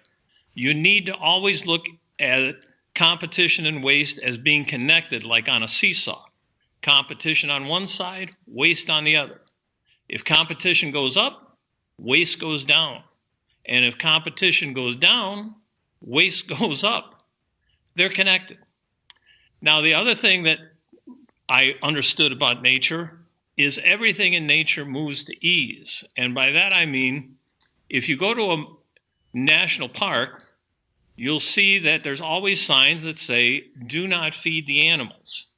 And the reason they say do not feed the animals is if you feed the animals, they're going to stop feeding themselves. Everything in nature takes the easiest path. We're not saying that nature's easy. We're saying it takes the easiest path. So competition, waste, and ease are how nature works. It's all very simple. Now, if you look at humankind, what have we done? What systems have we created that no other animal has? It sounds like a complicated question, but it's really pretty simple. One is the marketplace, and the other is government. That's all the choices we have. We're either operating in the marketplace or we're operating in government. So when you take those foundations of nature and apply them to the marketplace, you see that the marketplace operates like nature.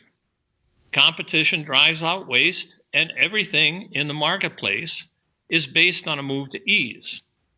Again, we have a system called capitalism or the marketplace. I like to just call it the marketplace, but people sell their goods and services. You're never going to see anyone holding up their product and saying, my product is really going to make your life difficult. No, my product's always going to make your life simple. The entire marketplace is based on a move to ease. We mirror nature. Both are competitive systems. The other system we have, government.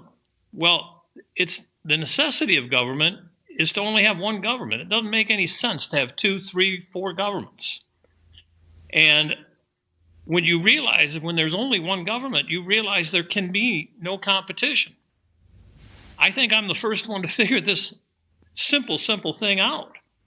But because there's no competition, there's got to be waste. Government has to waste. It's a non-competitive system. And these are such fundamental differences. They make all the difference. They make our understanding clear once we get the fundamentals. In other words, the marketplace is a dog and the government's a cat. They're not the same thing. They have different elements. Okay. Boy, this is loaded. Like I say, it was a 20-year journey, but it really is simple. I understand the overall concept of what you're saying here. It's pretty simple. So what isn't freedom? What isn't freedom? Well, being in jail isn't freedom. Mm-hmm. A totalitarian government is not freedom. And this is what our founders were fighting when they founded the United States of America. It's historically, we never think of this, but we were the first country in human history to actively, purposefully limit the size of government. Up until that point in time, We had kings, we had khans, we had all the different names, czars, but never was government purposely meant to be limited and the marketplace to be supported. We were the first ones, and we became fabulously wealthy, very prosperous. You can only create prosperity by eliminating waste. Government that can only create waste cannot create prosperity. Yeah, and It's a big fundamental difference. we're seeing the exposure of that today with all of this going on. So, is there a difference between liberty and freedom? I use them pretty much interchangeably. One thing I do want everybody to start understanding is freedom should be singular. In other words, freedom is a system, and it's one. So it's a singular word. I hear people all the time say freedoms, which always to me means a list. I have 65 freedoms, and if I lose 3 or 4, well, I still have 61 freedoms. No, I think what we need to do is look at freedom as a system, a singular system with elements, and then it becomes a lot clearer. If we look at freedom as a list, we can lose it all. When people sense a shrinking of freedom and liberty, it results in a lot of different levels of emotion. And yet people are willing to go die for it. It seems to be more spiritual than mechanical. You're talking the word freedom, the concept freedom? Concept, freedom, liberty. Why is it so emotional with people? Why is it so deeply rooted within their soul to be free? I think what it is looking out for your own best interest. People are from nature. People are animals. Animals, they want to be free. They don't want to be caged. They do their own thing. You know, they're always on guard, always looking for enemies. And I think it's just an ingrained human animal trait, if you will. Here's a clear explanation. Thank you for letting me have a re-go at that. How many times do you get a chance at life? You only get one. Where do you want to be? You don't want to be under the thumb of government, and you don't want to be alone in nature. You want to be protected somewhere between those two extremes. You want as happy a life as possible because you only get one. And freedom is that life. Do you think, Don, that we are waking up to the fact that our government has gotten too big and has created too many dependents, which has robbed them of true freedom? Again, the foundations of nature are competition, waste, and ease. Everything moves to ease. If the government is going to feed you, if they're going to house you, if they're going to take care of you, guess what people do? They let them. The whole point of a system of freedom is to have 100% adults. And the definition of an adult in a system of freedom is you can take care of yourself. You can take care of your needs, your wants, by your efforts and labors exchanging in the marketplace. That's how you take care of yourself. So you've approached freedom, obviously, from a different point of view, a very interesting one, to say the least. What do you want people to get from your book? What do you want them to have for a takeaway? I want them to know that freedom is mechanical. It's a system. And the elements are simple. And once you learn the elements, a lot of things become clear. For example, let's go for the big one right here. Socialism. We've talked about socialism forever. Okay. We mistakenly think that socialism is an economic system. Socialism is not an economic system. It's a government system. The government runs socialism. What do we know about government? It's a non-competitive system. Because it's a non-competitive system, it has to waste. There's no way to get rid of waste. Waste accumulates. So socialist systems always become poor. Now, we have people who support socialism, and they always say, we'll do it smarter next time. But the reality is you can't. It's a non-competitive system. All right, I'm out of time. Thank you for your time. Let me share to our viewers and listeners, check out the book called Freedom Revealed, A Simple, Elegant System. There's a cover of the book on the screen. Don does have a website, freedomrevealed.net, and there's a picture of the website there. And the book, again, is called Freedom Revealed. Check it out. Thank you, Don, for your time. Thank you very much, Perry.